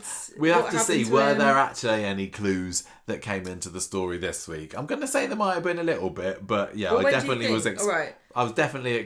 I think that we've got a bit more clue for Gus today, because he comes in to see Dee-Dee, doesn't he? It's going to be Gus, isn't it? He comes into the cafe to see Dee-Dee, saying, "Tell me all you know about Joel's killer," and that could be seen as, I'm a concerned father wanting to know about you. Please, I just need to. I need to make peace with this. I need to know everything. But I'd say it could be seen as Gus saying, "How much do you know? What you got on me?" It was me that. Yeah, exactly. What have you got on me? Of course, you would want to know. It'd be such a letdown if it's Gus. I don't know what would be more of a letdown, Gus or Kit. No, I want it to be Kit. I mean, at least Kit's a character. Barely. I don't think it's going to be Kit though. Barely. Yes, he is. He's more of a character than Gus. He is more of a character than Gus. And if it's Gus, he's only just started turning up regularly, and that makes me more suspicious of that it's him. I know. It really should be somebody that's gonna a character that is gonna send shockwaves around the street. Look, I can't believe so and so's a murderer, but I cast the size they've got that they cannot let go of somebody for a storyline. They just can't seem to do it. And I know that it's tough and it's not fair and it's a horrible thing to do to people in a soap, but acting is that's the gig, isn't it? Well, there's also a little bit of suspicion possibly raised between Max and Lauren, and what were they up to on the night of it? I was waiting for there to be. I really wanted there to be a Max and a Lauren flashback, but we didn't get one. There absolutely will. They're going to be in the picture. Yeah, for sure. Right, okay. Right, what's happened? So, Monday, Michael's still knocked at Ronnie because he's had to keep this secret from the police that they were running around with crowbars, and he's like, they're going to find out. They're not going to leave it alone. They're going to find out what you got up to. And Dee-Dee's like, oh God, I hope they don't find out. Yeah, because we learn no more about what went on with Dee-Dee on the night of the murder, do we? The last we know, she was holding a crowbar above Joel's head. Yeah, and she comes back and it's got blood on it. Yeah. So Bobby's turning up making a nuisance of himself, telling Jenny that everyone hates him. Which is very intuitive of him, I think. There was even that line. Was it on Monday's or Wednesday's episode where Max says, "Go away, nobody likes you"? I can't. Maybe it wasn't as harsh as that, but it's so on the nose. I know. Oh God! Right. Poor Jack Carroll. Well, I know. The thing is about him is that I feel really bad about it, but I still can't like him, even though normally I can be contrary and change my attitude and get behind somebody. But even Bobby, I'm sorry. Right. So Lauren brings Dee-Dee some flowers to thank her for offering to take her and Frankie in, because otherwise she's going to have to go to a home somewhere. And Dee-Dee's like trying to put her off, going, look, we're going to have to, I have to talk to the social worker. It's not set in stone or anything. And when Lauren goes, Dee-Dee throws the flowers in the bin, which was a bit rude. And unnecessary. You can still say, thanks for the flowers. Really nice. I think they go in a nice vase on my side table there, but you can't come and live with me. You're not going to look at them if you have to. Yeah. Anyway, so why doesn't Dee-Dee want Lauren with her? Is it because she's annoying? No, seriously. Because it's awkward because it's her ex-husband's love child. Just is it the reminder and the woman of she that? had an affair with? Like, well, also Dee-Dee clearly feels, whatever she did on the night of Joel's murder, she feels some guilt about it. Yeah, she feels some guilt that he's dead. And also, at the end of the day, no matter what you think about the responsibility of the person who's not in the relationship, Lauren still knew that Dee-Dee existed and she still cheated on her. I wouldn't really be that forgiving of somebody who knew I was in a relationship with somebody and slept with them. Yeah, but we did find out today that Dee-Dee is all about forgiveness, isn't she? She didn't sleep with him. The Christian spirit of forgiveness. Coerced. Yeah. So, the social worker comes round and the flat is in an absolute tip. Yeah, this is the person who's come to the flat, the She's corner shop flat to to inspect it. To see if the baby can live there. Yeah, like how you get somebody from the Blue Cross come and check your fence height when you're adopting a dog. And they say, no, you can't have a dog. We're going to keep them all forever. She opens a box of tea and finds a note from Joel that says, have a wonderful day, love, Joel. And she has a panic attack and says, oh, I've got to go get some more tea bags, and runs outside, bumps into Ronnie and starts crying and saying, I don't know if I can go through this. Lauren living with me, it's too much. I don't think I can cope. And Ronnie's basically saying, she's going to have to just deal with it and they'll be fine. You don't need to take her in. To be honest with you, it's a bit of a weird thing to say you're going to do in the first place, but... Yeah, but again... She overestimated how fine she would be with it. Yeah. That's kind of understandable. I think, we saw this week she wants to do the right thing. She wants to show that she's a good Christian in forgiving, finding a way to forgive Joel. So maybe she thinks that, offering for a home... What would Jesus do? Well, what would Emily Bishop do? Yeah. And I think that Emily Bishop probably would offer for Lauren. I mean, Emily Bishop, she let flipping what was his name? Guy who killed Ed Jackson, the guy who killed Ernest, live with her for a bit. She put up with Norris and Percy Sugden living with her. So yeah, she's just following on. She's Passing on the She is. torch. I've always said that about Dee-Dee. She's a spit of Emily Bishop. So, basically, Dee-Dee returns to the flat and tells the social worker, I just don't think I can go ahead. Yeah. Meanwhile, Bobby is being affronted by the fact that Max and Lauren have kind of been shifty about not wanting to spend time with him and where they've been when they haven't been around to hang out with him. And then Max, I think, blurts out that he and Lauren had slept with each other. Yeah. That was an interesting development because you read different things into Lauren's reaction. I'm not sure whether they really did. Mm. Or whether they didn't or not, because Lauren says, like, why'd you tell him that for? Which you could interpret as, why'd you tell him that we slept together? Or why'd you tell him that? Because that didn't happen. That was a stupid thing to say. Yeah. Were they deflecting for what they were actually getting up to, which was killing Joel? So what we'd been told before this point then was that Lauren was asleep on the uncomfortable sofa in the Platt's lounge, right? But when Nick had asked her last week about the spring in her back, she seemed a little unaware. Maybe she didn't know there was a spring in her back because she was sleeping with Max. Well, yeah. It was either was she upstairs with Max, which is what they're saying happened now, or was it because she was out gallivanting, having adventures and bopping Joel round the head with a crowbar? Yeah, because the last we saw of those two, they were going in the back garden and hearing a strange noise of the night of the murder. Yeah. So I don't know whether they've slept together, but I mean, whatever, they're together as an item by the end of the week, aren't they? It's a weird thing to say to Bobby if it didn't happen, which makes me think they're covering something worse. I think that they definitely They were running around with a crowbar.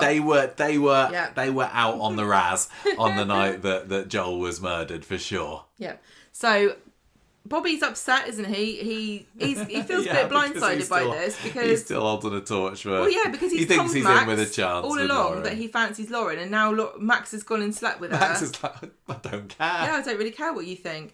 So, but Max goes to comfort Bobby and says, "Look, sorry, mate, we're not going out with each other. It's just a one-time thing." And he's like, "Well, I don't believe you, but best of luck if that's what you want to do. I don't care." And then Michael comes to see Dee-Dee and tells her what a great job she will do looking after Lauren. And she has to then tell him that she's not going to. And then she has to go to see Lauren and tell her that she can't move in with her and she shouldn't have ever said that she would. It was a bit harsh how she told her. I know it's an embarrassing thing to say, but she's like, anyway, can't live with me, Lauren, and then she just does a runner, basically, doesn't she? Surely can't she face the music. She should have got the. I guess she's too good of a person, but I would have said to the social worker, "Can you just tell her?" Yeah. Well, that's their job, isn't it? I don't know. They work hard enough as it is, I suppose. Just one less thing to do. So on Wednesday, Bobby's sulking about. He's such an entitled little turd, isn't he? I know that you would feel upset here, but it's just his little heart's broken. I know. He had the horn for Lauren. I know, but it's the way he reacts though. It doesn't feel like his heart's broken. He just seems like he's sulking, like he felt like he was in with a chance. He was like, I was in there, Max. I was in there. Sorry, Bobby, but if Lauren was into you, she would have made a move. She'd have done something by now. I mean, this is what you get, Bobby, for not. He's not shown his face. He only appeared. What was it, last week? After months of us not seeing him. What you look like. So yeah, he's too busy doing his gaming or whatever he gets up to, and he's missed his chance. So we saw more of him when Lauren was missing. Lauren, Max, and Bobby are at the hospital together with the baby, and Bobby's like, "Oh, just get together if you want. I don't mind. I don't care." No, he's kind of. Well, he's trying to be honourable. He changes his tune, doesn't he? Lauren's saying, Lauren's offended when Max doesn't seem keen, and they're all just frustrated and giving each other dodgy looks. Max and Lauren especially giving each other weird looks. Which is more fuel to the fire that they got up to something on the night of not Bobby's murder, Joel's murder. But I wonder whether Max is kind of just being a bit hesitant to admit his feelings for Lauren because he doesn't want to make Bobby feel too bad. Well, it's awkward because of Bobby, but also this, Lauren is not without baggage. No, she's not. Eventually, it all thaws out a bit, and Lauren does sort of confessed that she's got feelings for Max, and Bobby kind of goes and leaves them to it, feeling like he's the one that's let them get on with it. Yeah, like, he goes away and thinks like, mission complete. Yeah, like 10 minutes permission. ago, you wanted to get into her pants. You're just trying to save face here. Yeah, stop saying Bobby. it's your idea. I thought when they leave, this, he has a kiss. I thought that this was really sweet. You don't see Lauren smile very much. This do was you? this was That really was funny. Lovely. It's really funny when a character like Lauren does do something and it's so normal, like a smile, but with that character's unexpected, because he did it lit up her face, and I was like, oh my god, I haven't seen her smile for months. Yeah, it's like when we saw her at the Radio Time Soap Awards, Kate Fitton is, full of the joys of spring. Well, she was at the time. She was for her public, floating her sleeves around everywhere. Having a great time. But so much in Coronation Street, she just, she's there with her Adidas trackie on, just looking like gritting she's... her teeth. Yeah, she's just the permanent scowl on her face. Well, but she's not being kind to her. I know it's not. So I really, really loved it when they had that kiss. I love Max. I think he's great. And I'm actually feeling fairly positive about them as a couple. It's like, I think that maybe they could. And it takes me back to when they first met each other, back in Griff's flat. And I was all for Lauren and Max, and I was disappointed when they split up. But this is the first time I've maybe felt positive about Lauren, but I'm sure she'll go back to being a moody cow next week. But so I'm happy for Max. Dee-Dee is making herself very suspicious to Kit. He's talking to Swain about it and says that she's decided not to take Lauren in. She's lying, or she's covering up for something. She's up to something. So Swain sees Dee-Dee in the pub, and Dee-Dee knows that she's just fishing for information. She's very guarded, and she doesn't want to talk to Swain all of a sudden. She's been very friendly with the police because of her profession, but now she's on the other side of the table, well, because she has got something to hide, hasn't she? She's not talking. She's like, I'm not going to talk to you. And Swain's like saying, look, I'm just trying to see if you're all right. And Dee-Dee's like, look, leave me alone. I've got nothing to hide. Don't talk to me.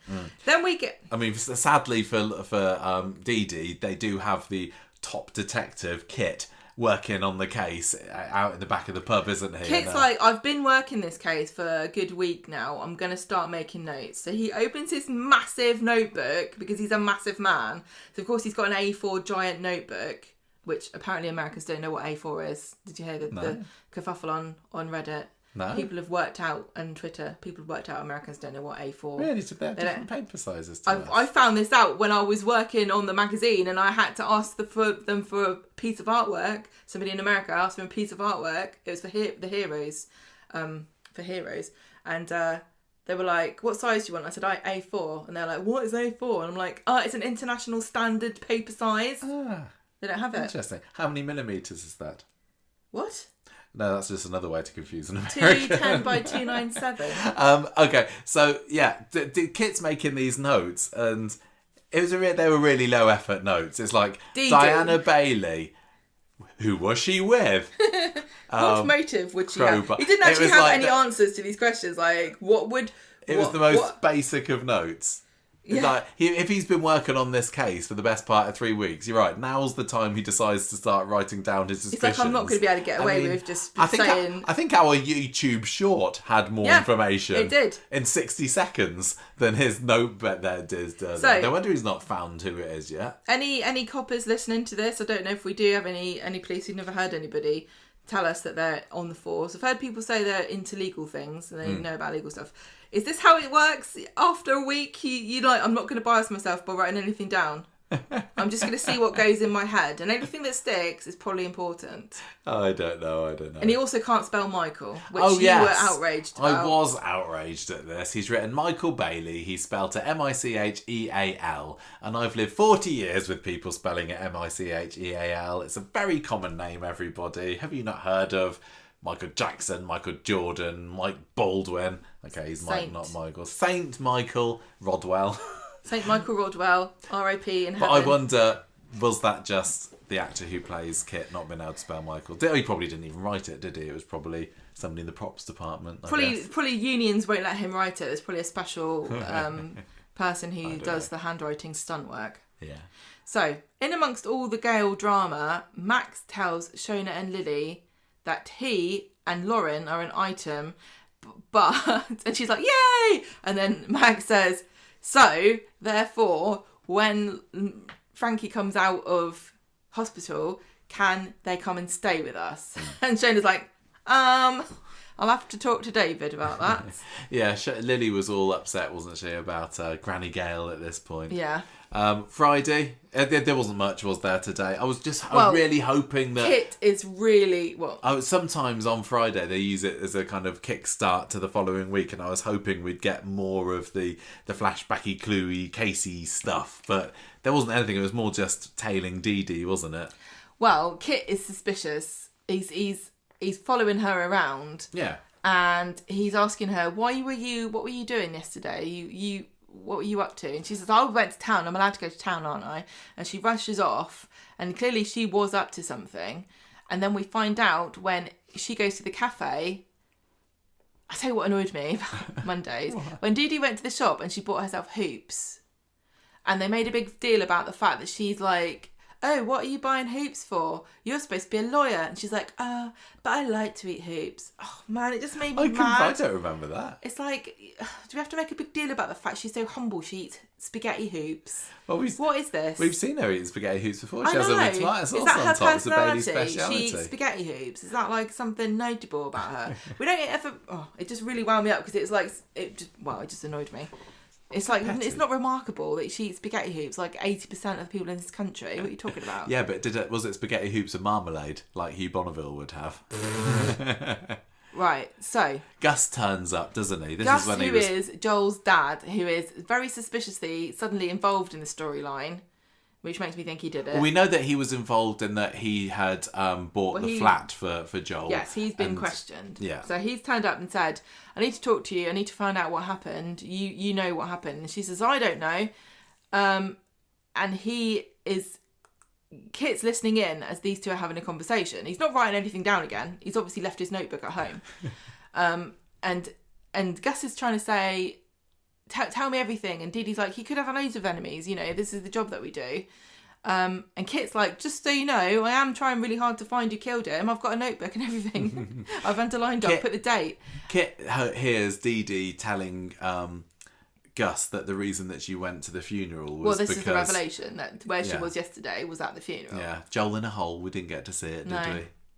What were you going to say? You were saying? Oh, just that she's. This is when she talks about, I want to forgive Joel, but I'm getting there, but I'm not there yet. And Kit doesn't buy this. And I really enjoyed the scene at the pub later when Joel tries to say, what a load of rubbish. You're saying you were trying to forgive her? Are you trying to hide behind that? Well, I can't remember what he says. There's that hokey Christian line. And she's like, excuse me, my religion is absolutely important. My faith is important to me. Consistently Christian.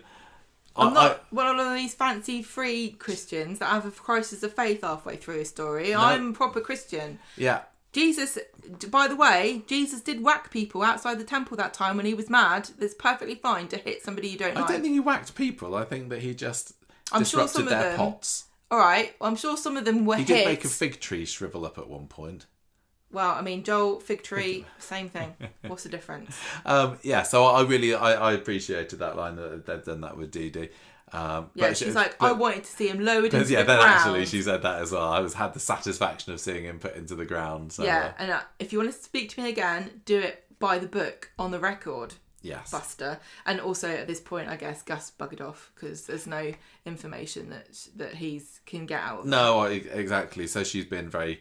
very close. I don't know whether it's making her look more suspicious that she suddenly had a change of I wonder change what of we heart would about be how much she's thinking willing to speak to the police. if we had no suspicion of her at all up until this point. Yeah. Like, how would we think that she's reacting? She is acting super suspicious because the Dee-Dee of like a month ago would have been like, oh yes, I'll help you with your inquiries. I just want you to rule me out so you can find the real culprit. Don't you think? And now But she was still a little bit like that in the episode after Joel turned up. Or no, after Joel disappeared, when she was finding the cars. Wasn't she? She wanted to get involved then. Weird. But Why? She must have known her. Obviously, she knew that she'd gotten up to. Yeah, she'd gotten up. She hadn't seen her something. flashback yet, so she didn't know what she'd done. Yeah, that's true. That's true. One thing that I'm quite surprised that we've not seen any of is any more hint of Swala, have we? I think there was a scene. Was there a scene this week where they crossed paths in the pub, but nothing's going on I'm there. imagining That's the slow burn. This is what I'm imagining is like there's like those hamster the things that hamsters drink out of, those big bottles with the tiny little nubbin. And there's a big one of those that's got Swala written on it, and all the Swala fans are little hamsters going, and only a tiny bit's coming out at once, and they're just like, I just want some more Swala, please. Yeah, I don't think this week would have been enhanced by having any of that at all. We already had the blossoming romance between Max and Lauren on one hand, and Gail and Jessie on the other. The thing is, if you're going to have a Swala, I think they're doing it right in that they're building it up into. They can't just go from nothing to hot throes of passion.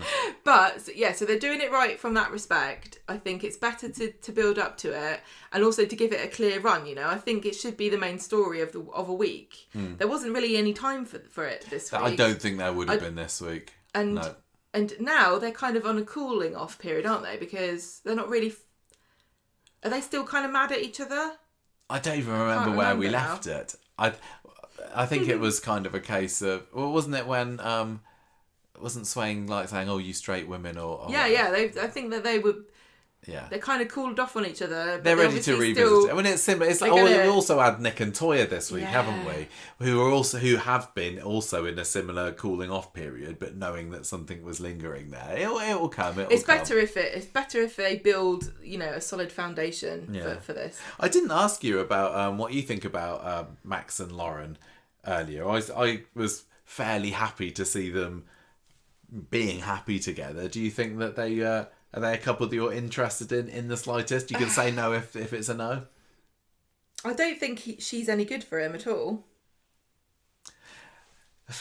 She's not. She's got baggage. She's got baggage. But it's not that. It's not that at all. It's not because she's got a baby. It's because she. I'm talking more about the white supremacist stuff.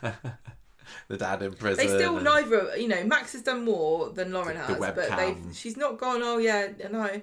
I'm not super into slagging off immigrants anymore. Has she? No. She's just not had time. She's over that. She's obviously forgotten. No, she's obviously forgotten to get mad about it because she's too busy worrying about her kids. I'm surprised she's not ranting on, going, you know what? If these immigrants weren't coming over here and taking all the NHS waiting lists, my boy Frankie would have been out months ago. Do you think that we're gonna see the flashbacks returning next week? They kind of have to, otherwise it just feels like they've put it off the boil too long. Yeah. I wonder whether this is, again, more knock-off effects. Stuff. Or knock-on effects from the debacle with... No, I don't think so. I don't think this is Sean Wilson. But why would you have a plot where you're going through... Or did they think it was too much to do it every episode? I suppose it's just teasing us, keeping it... But yeah, this sort of story doesn't need to have this much of a pause. And it's not like it didn't feature at all this week. What I'm just gonna say. Nothing really happened, did it? It's just like Dee-Dee looking a bit dodgy. No, the story this was week, in it. Yeah. And we had no more... We didn't have any more suspicious... We had our own... I mean, I had my own suspicions of Gus and Max and Lauren. I don't think that...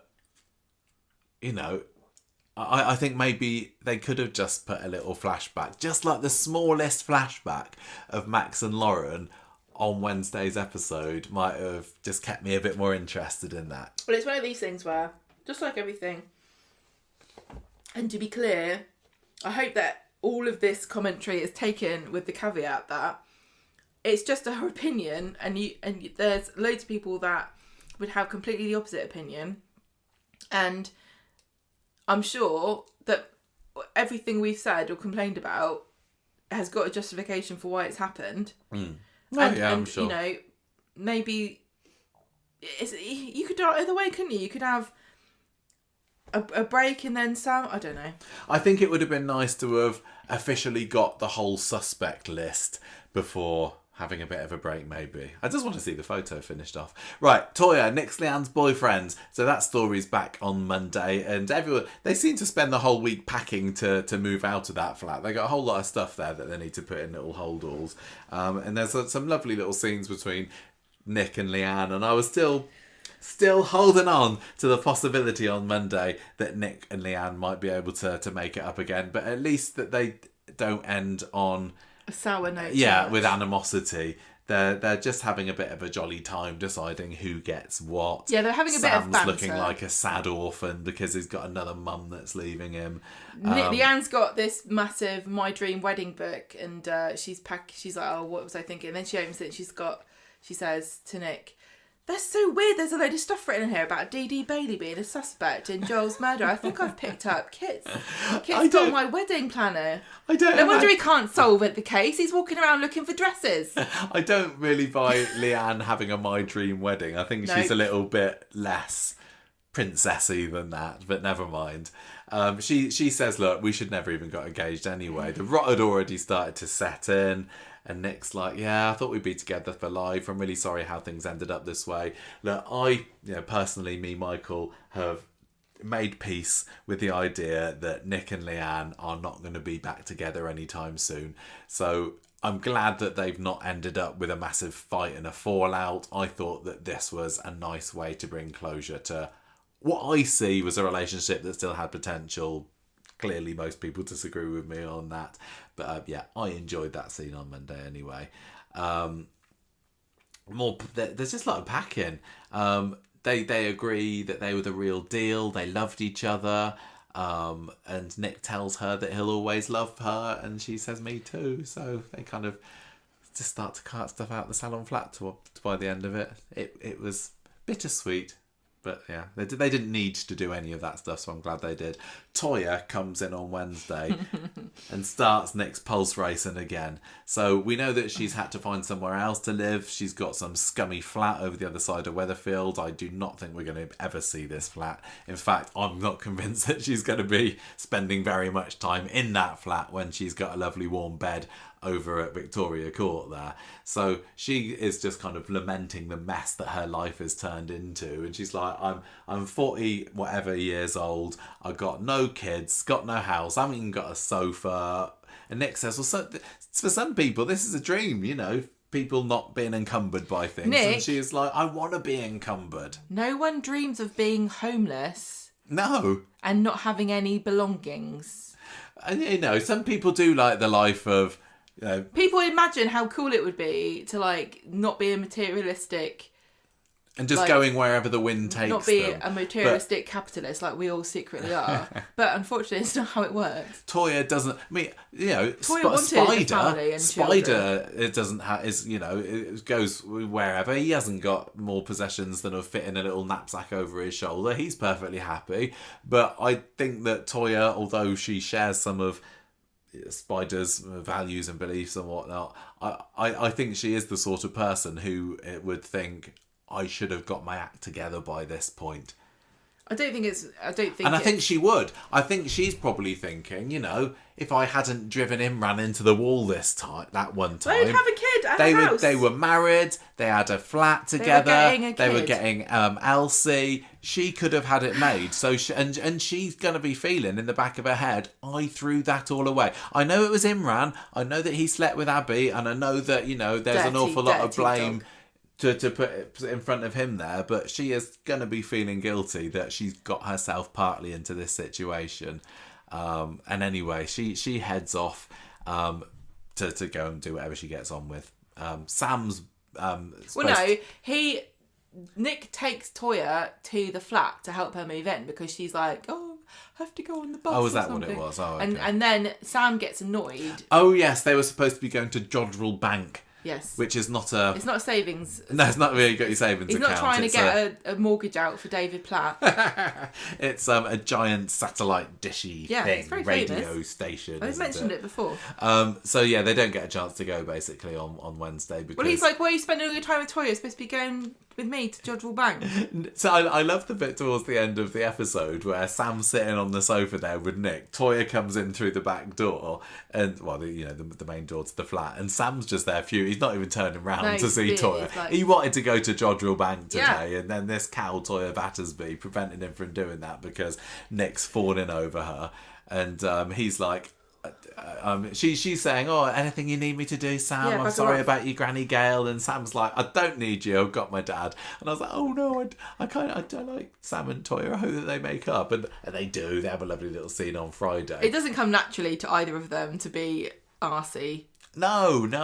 They are both nice. Very pure, nice, friendly. They don't like causing drama. Grudges. No. They just do it by accident. Yeah, they don't. You get some characters that revel in animosity and chaos and argy-bargies, but they're not like this. So although Toyah comes round on Friday and he's quite resistant to it at first, it doesn't take long for her to wear him down, and he apologises for snapping, and then they make this stent out of a hamster tube and a bicycle pump, and I just loved it. I thought it was brilliant. And peanut butter, I thought it was great. And Nick obviously sees that this woman that he is clearly unable to let go of has got a lovely relationship with his son, and it's like, well, look, I've got a ready-made family here, he's thinking. Toyah just cannot help herself but steal people's children. Yeah, that's what she's doing. she's playing the long game, isn't she? So Nick kind of he says to Toyah, later on, I've been really worried about Gail, and she gives him a hug because she's sad. Yeah, and then he says, he says he still loves her because he's feeling, his mum could have died on Monday, so obviously he's all at 6s and 7s, and he just wants love. Yeah, exactly, and he's like, I know nothing's gonna happen. She's like, oh yeah. So snuggaroo, here we go. We all knew it was happening. Look, I still hate the idea, but God, they're selling it. They are really doing a very, very good job of making them out to be a mature, sensible, lovely, well-suited couple. It's not all about ripping each other's clothes off or sneaking around. I know there's a bit of sneaking involved, but they have done a very, very good job of making them seem like they're well-suited to each other. And really, my resistance to it is all tied up with Nick's a bit boring and I love Toyah, and I hate the idea of Toyah and Leanne falling out with each other.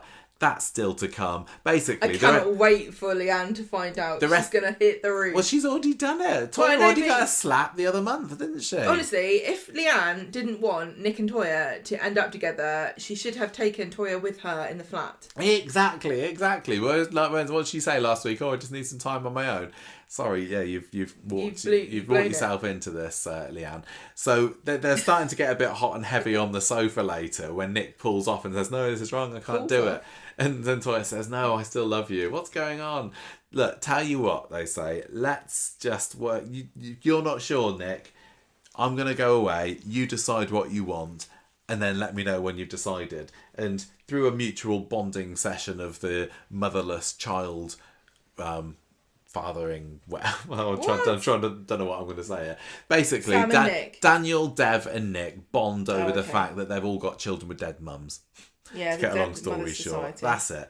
And whatever it is they say, it seems to inspire Nick to call Toyah back and say, "I've decided we love each other. Let's just see where it goes." And they agree to have a secret relationship. They call it an affair without the cheating. Let's not tell anyone else about it yet. What could possibly go wrong? This is a brilliant idea. Nothing yet. So who's going to catch them first then? Is it going to be Sam, or is it going to be Leanne, or wild card somebody else? Why make this, drama? It makes sense, I guess, if you're them, to say, we don't want to rub it in everyone's faces. Because it might be that they decide, actually, we're not that compatible. Yeah, that makes sense. And then if we split apart, nobody would ever know. Yeah. But, as viewers, we're saying, well, someone's going to catch them at it, aren't they? Sam and Leanne are going to find out, and then they're going to be like, "Why didn't you tell me?" And that will be part of the reason they get so mad. I just can't see how Leanne can stay there.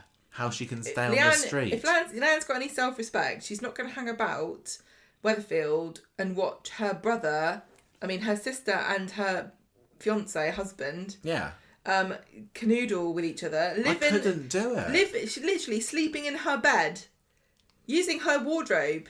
What a kick in the teeth! I'm surprised that she's not using her toothbrush. She might as well do. She's got the germs now. Yeah, and I mean. And also, they still work together. Exactly. They're going to be mooning over each other. Impossible. And Leanne does not have a great reaction to anything. Also, all these techniques that Leanne learned from the Institute, is she using any of them now, or is she just giving up on it? Because surely she had all of these strategies and mind. What they call regulation. Or... like kind of like CBTs. How to process your emotions, and some of that would have been useful. She's not using it anymore. She's just like, screw it, because that's a waste of money. I'm surprised how I'm not feeling particularly mad at Toyah for doing this to her sister. Even Nick, I'm not really mad at her, but at him. But I feel so bad in advance for Leanne for when this happens. I think Sam will get over it. Sam just goes from mother to mother, basically, doesn't whatever. he? And he does get on with Toyah, and I think that, Sam had got really close to Leanne over those years, but I think that he probably would get on with Toyah a little bit more, because I think they're more similar characters, Sam and Toyah, than Sam and Leanne. He's going to find it odd. And he does want that reunion between Nick and Leanne. But I think he'd grow to understand. I just can't see how Leanne would understand. A bit of the odd one out in that family. That group of 4 people. Mm. That's why she ended up in the cult in the first place. Yeah. Do you not think? Yeah. Because she didn't feel like she fit in with everybody. They're all a bit more intellectual than she is. She never went to university. Mm. She felt like the odd one out. She felt like a bit stupid. Then she finally got something that was hers and made her feel a bit special and like she'd finally got something over everybody. Like she knew something they didn't know. And then she lost that. Then she's lost Nick. Then she's lost her sister. Yeah. And she also lost Ollie again. Yeah. She's been trampled over. How would you stick about after all that? And also at the end, the other thing, like practically speaking, are they going to open the flat for her? Are they going to make her a set, Leanne? Or are they going to not? And it wouldn't surprise me if Leanne is going to leave the show. Not many people have one person to... Can you think of anyone who just lives by themselves and has their own set? Well... Yeah, Yaz is rattling around in number 6 at the moment, isn't she? Not last time we saw her, because the last time we saw her, she was with Stu. Yeah, but now. Yeah, but now she... we've not seen her. Yeah. I don't think they really ever have anybody by themselves in a set.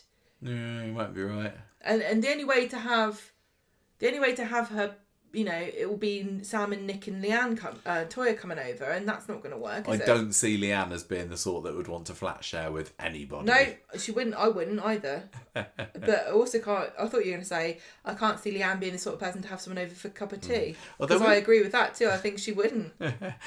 Dee-Dee's on her own in the flat at the moment. You're right. You're right. Yeah, in fact, she's been outright refused to have a flatmate. She supposedly had Adam, didn't she, living there? Yeah, and then before that, it was Paul. Yeah. So she has technically had someone living in the flat with her, but we've not seen very much of them together. So you're right. Yeah.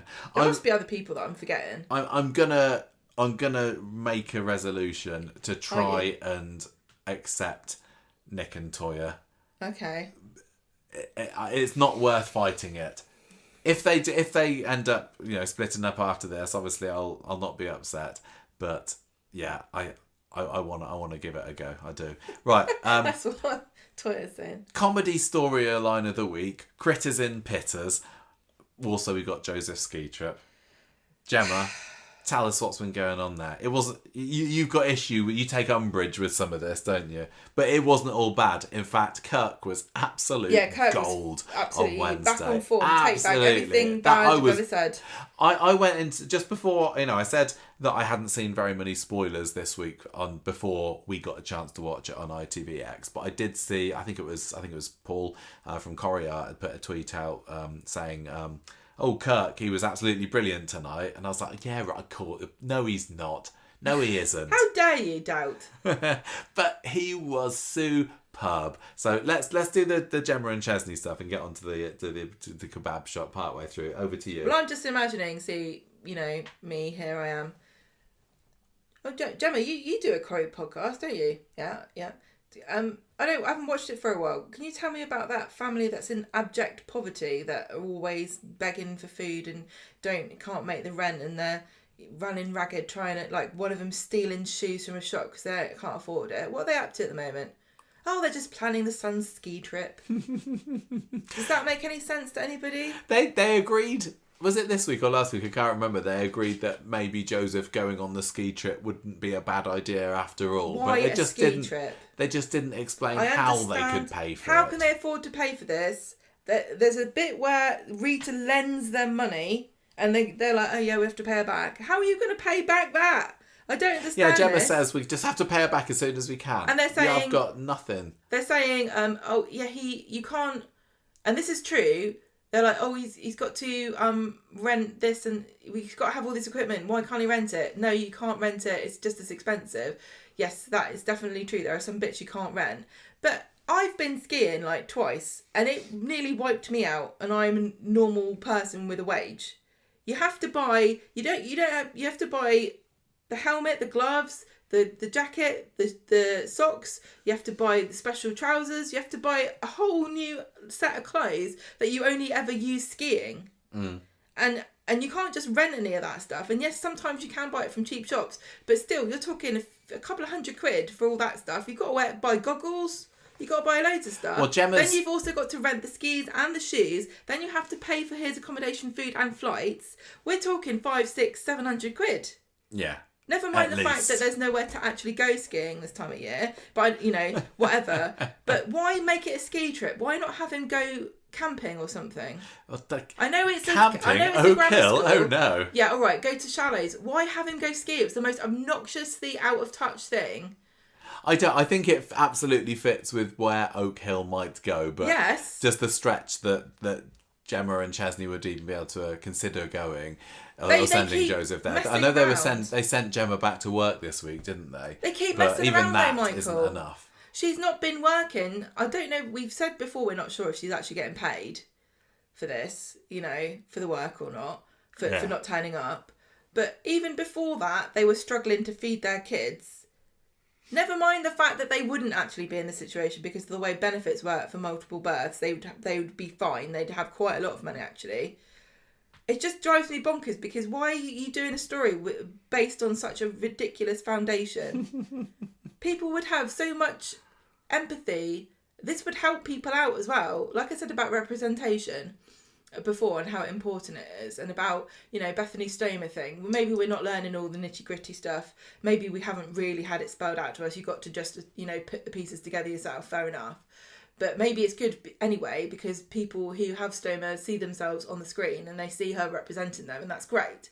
If you're poor, if you're like in abject poverty, wasn't it something ridiculous? Like 1 in 5 children live in poverty in this country. It's not like it's unusual. Are you watching this for representation? Or and then suddenly they say, oh, let's just... Are you watching this going... Oh, there's a comedy story about their American fridge freezer spitting ice out into the front room. Isn't that funny? Oh, they can't afford the ski helmet. Yeah, that's so relatable to my situation. No, I know. I'm sorry, but it just drives me mad. Just pick a family and make a proper story about how they can't make ends meet, because it's a very, very realistic story to have this point in time. Don't have them jetting off to sodden ski trips and make me feel bad about it. I don't care whether he got on the plane or not, the little prat. I just noticed that you're wearing a t-shirt with skis on. I have got a... Gemma, you obviously can't see this. I did buy this to go skiing, actually. It says, pieced again. It's a joke. It's a joke because I can't really ski. I just go to get drunk. I think that's not what Joseph's doing. Right, anyway, maybe that's why they had to buy a special helmet. In case he fell over in the snow. Right, on Monday, Dev finds Chesney in the kebab shop and he's like, remember you said you'd do the deep clean? The health inspector's coming, we've got to make sure this is all clean. And I need you to keep selling kebabs, you can't stop. I'm paying you. I'm paying you to do both, but simultaneously for some reason. Well, anyway, Michael upsets Gemma in the pub. She's back to work at the pub as well, isn't she? And she's there. She's sort of already in tears, and Michael upsets Gemma. That's very relatable, isn't it, in this house? Yeah, puts his foot in it. Yeah, bloody Michael. Well, he doesn't realise what he's saying, and he says, "Yeah, I don't believe in heaven. I think you just die and turn into dust." And then Gemma's like, "Thanks." She starts crying, isn't she? Yeah. And David, he's there doing a bit of a Paul impression, isn't he? Which was classic. He was a very mank Paul impression. Like, yeah, hey, he's going, "Oh, what are you doing about the space launch? He's sending him off to space anytime soon." Paul would love it. He'd be like, "Hey, Mrs. Mint in it, yeah, love it."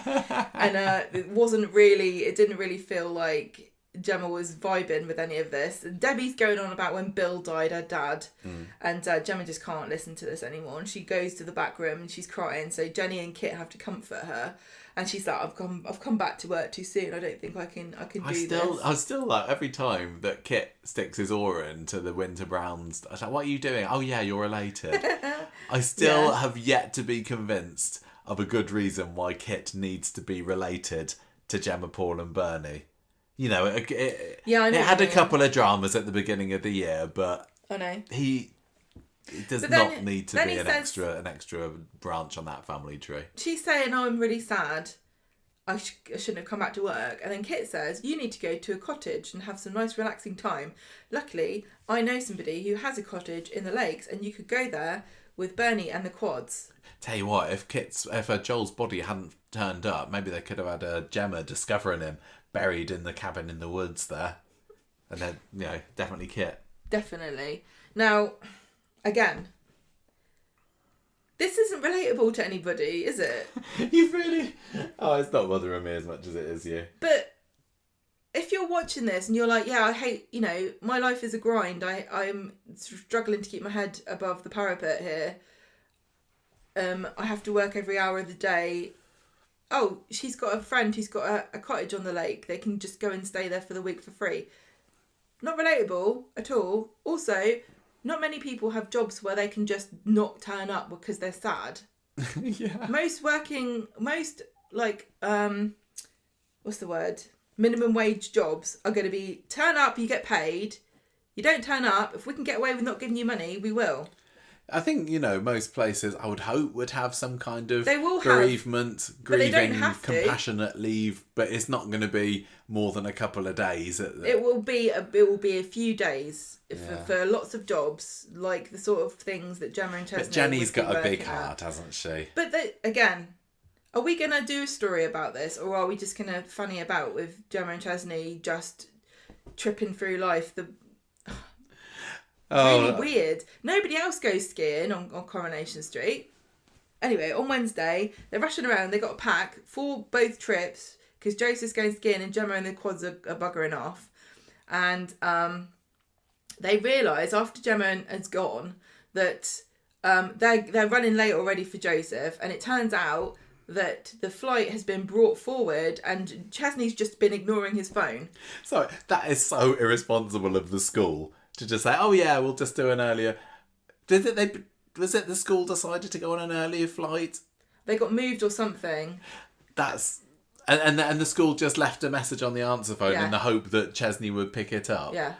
I think again, that wouldn't happen. Dodginess on that. But this doesn't make any sense. Again, I don't understand this because basically they have to rush to the they have to rush him to the airport, and the whole point of this is so that Chesney can be out of the area and make Kirk look after the kebab shop. Worth it. Yeah, we'll get to that in a minute. That was worth it. So Chesney goes to the airport, comes back with Joseph because they've missed the flight. Well, there was also the bit earlier you missed when there was a mini almost cliffhanger, wasn't there? Because they're packing. I didn't bother talking about it. Well, it's just funny. When they leave the passport on the table, then they go out, and the classic soap thing, wasn't it? Like the camera focusing on the passport, and then Chesney just comes and gets it. That was Were they like pulling the rug from under us? They were there? like, they're gonna love this at home. So they but come ended back. up not being able to go anyway. They missed the flight. Come back. Rita hears about it. Says, "Oh, I'll lend you the money for another ticket." Great. Why have they got money for another ticket anyway? Meanwhile, at the kebab shop, if this whole story was just to set up Kirk, maybe I can forgive it because this was great. It was just a couple of scenes. I take back. This is the funniest. This is the funniest Kirk's been since his arsehole song, and I know not everyone like that, but this was great. This was absolute god. I can't even remember which Corrie writer did this on Wednesday, but yeah, the setup of Kirk in the kebab shop. This with the health inspection as well, because it made me think it's still possible to make this character funny. Yeah. Andy Wyman has been putting up with some awful lines, in my opinion, for a long time, working his arse off to try to make them funny, and it just goes to show you that he can still do it when he's given great stuff to do. It was fantastic. And it starts off with a banger of a line when this Phil Hewitt comes in, the health inspector, and says, "I've received a complaint," and Kirk says, "No way, you look like you'd be quite good at it." I know. That was superb line, brilliant delivery by the two of them. Yeah. Hewitt set him up for this. It was so funny, and then you get the whole scene of Kirk just making himself look like an utter dimwit. Well, yeah, he doesn't understand what he's doing. He's like the health inspector's like, "Why don't you have gloves on?" And he's Kirk, why don't you wear protective gloves? And Kirk's like, "Well, I don't think I need. They're not exactly like it's going to bite me." What was the other one? What else you can't get your, you can't. Oh, they're use talking about nails to open up the pitta bed if you wear gloves. Yeah, that's it. And then they talk about things dropping on the floor, like the guy's clearly asked him what would you do if things pick, and then Kirk's like, "I'll just pick it up. My mum called it the 5-second rule." And the guy's like, "The 5-second rule? I don't think that the Food Health and Standards Agency have got anything know about that one." And Kirk's like, "Oh, you can have that one for free." It was so good. The 5-second rule, it's true. It is true. Yeah. As long as there's not dirt on it. Exactly. It was absolutely brilliant and very much character led. Everything that Kirk said there, I could see him thinking and saying and being completely oblivious to the seriousness of the situation he was in. I'm so happy they did this. I'm so pleased. Me too. Well done, Corrie. Really, really good job. Good job. Loved it. So, Chesney walks in just to discover the health inspector about to begin his full inspection. And Dev is, panicking because he can't believe that Chesney's gone off. And he's not done the deep clean he's supposed to have done, that Dev's paying him for because he needs the money for a ski trip. But he's also left Kirk in charge. And yeah, Mr. Hewitt says because the place is open for business. Yeah. I have every right to do my... customers, I can do what I want. I can't come in. And to be honest, I have to say this, right? I don't think it matters whether Chesney cleaned it or not because they've got cockroaches. And I think if you've got cockroaches... Little scrub's not gonna...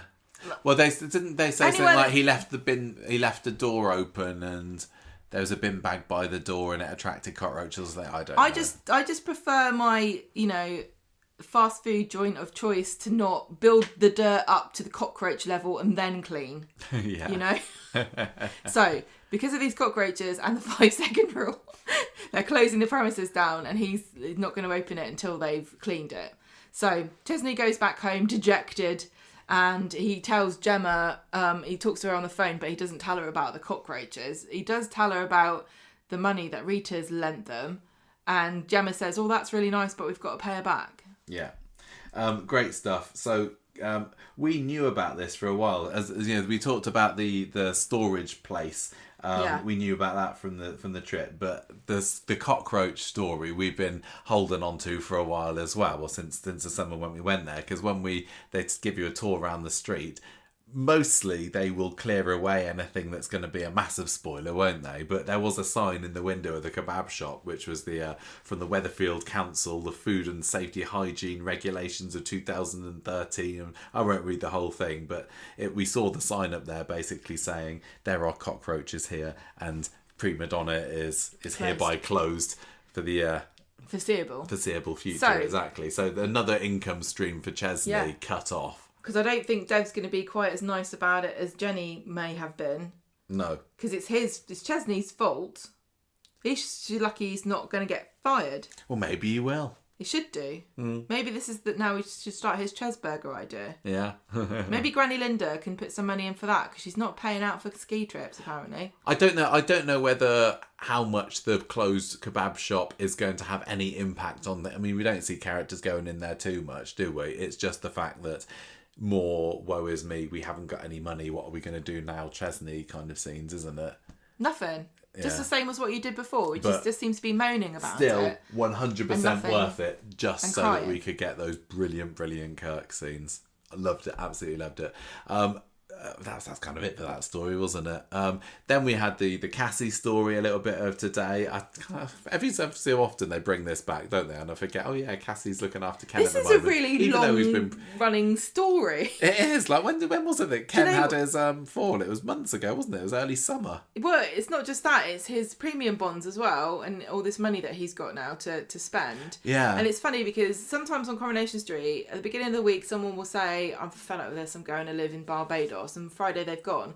This has been a holiday that's being planned over the course of months, which is very unusual for Coronation Street. They usually just go. And the simmering, lingering, Steve and Cassie, will they, won't they? Tension. Is it sexual? Basically, Ken's got a new hat.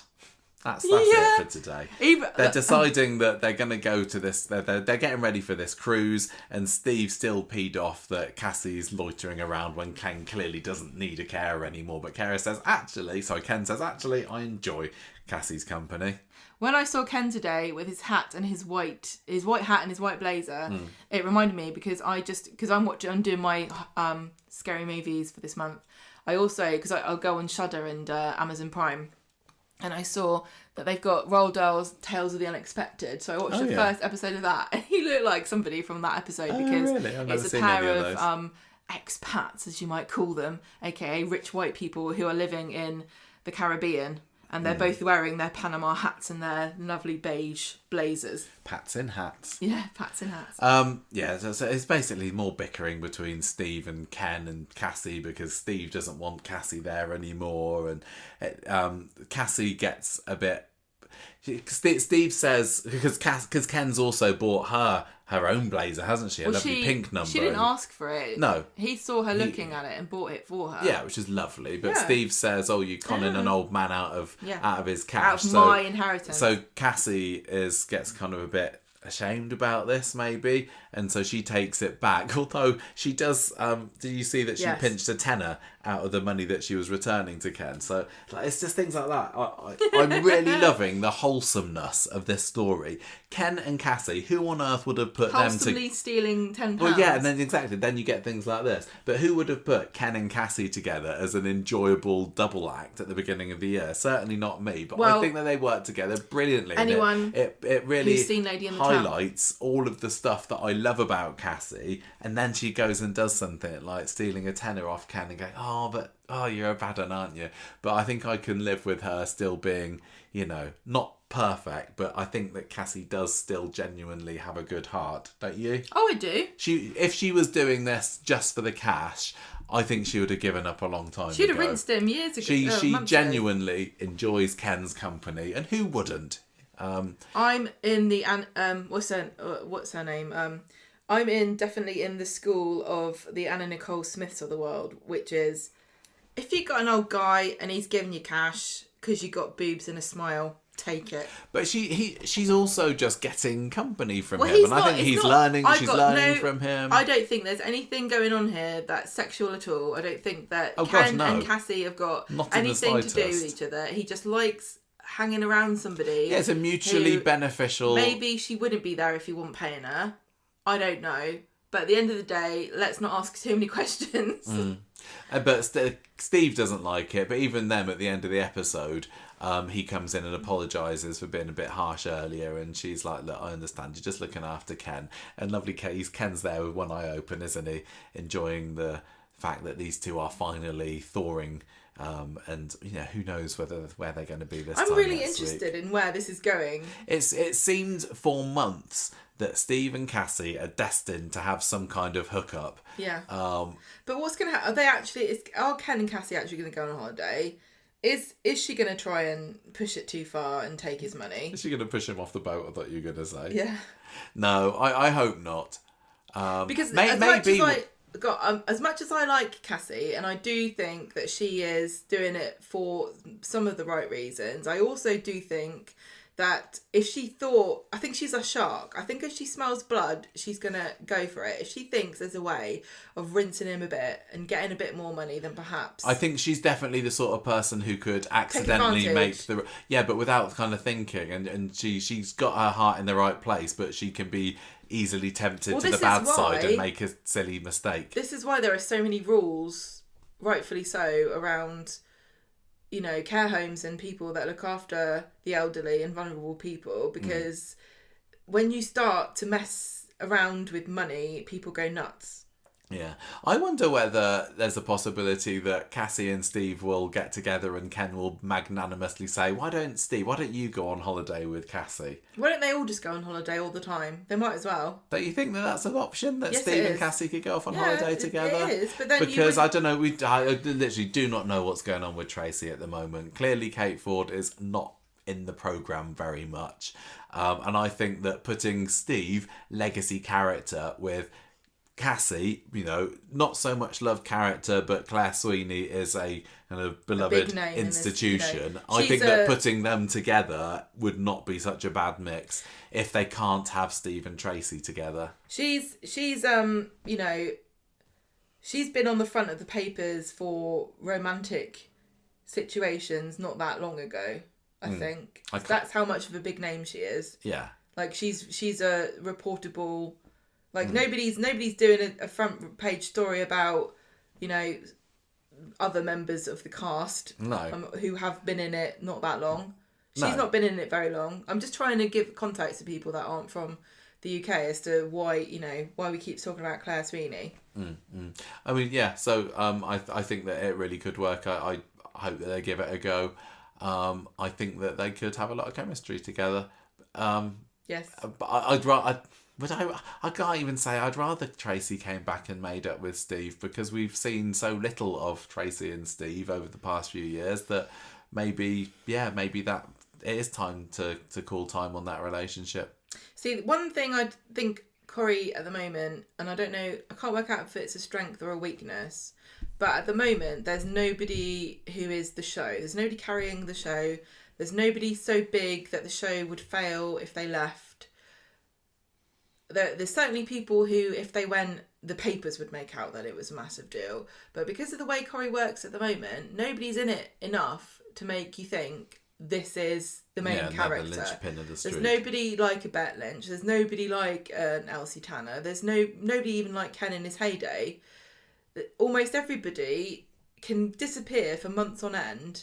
And very few, apart from the hardcore dedicated fans, even notice they're not in it.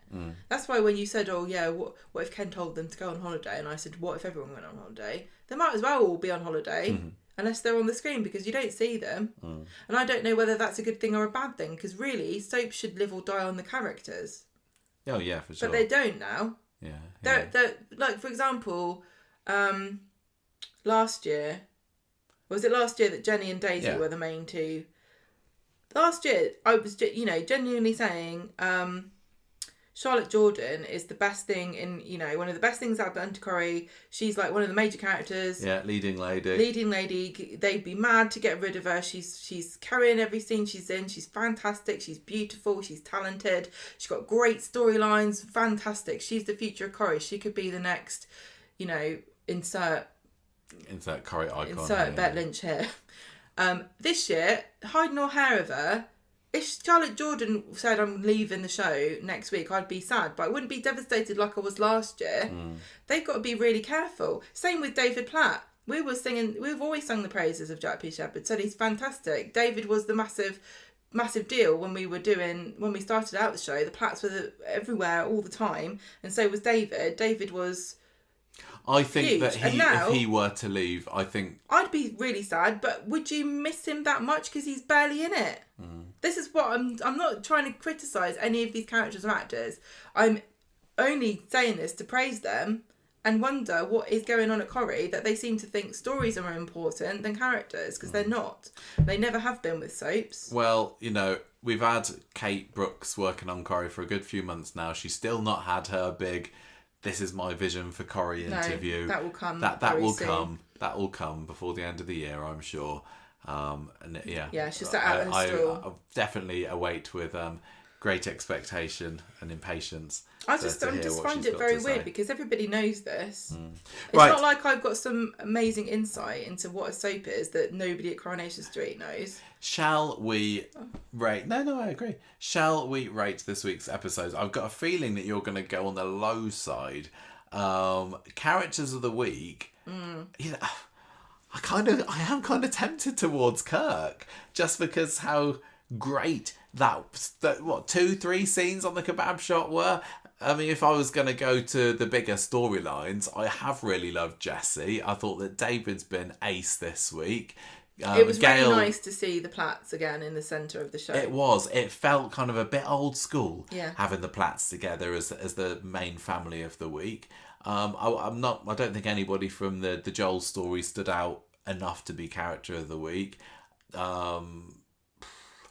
I think it's difficult. Like I want to give recognition to Kirk, but equally I think that the more important characters of the week this week were David and Jessie. What about Gail? Yeah, Gail had a heart attack. I know, but I think she had a proposal. Characters with agency this week, she wouldn't necessarily fall into that category. See, you had a go at me for saying that I thought that Gail's back to being a dozy cow. No, I thought... And now you won't even make a character of the week. No, in the week she had a heart attack and proposed to her boyfriend. I know, fine, okay. I'm gonna... who are you going for? You say first. Well, as much as I do... I think that Kirk already kind of has a certificate on the front of the kebab shop, in a sense, dedicated to his foolishness. I think he does deserve character of the week. I think you're right. I think we need to reward Coronation Street and encourage them to do more Kirk stuff. And I never thought I'd say that.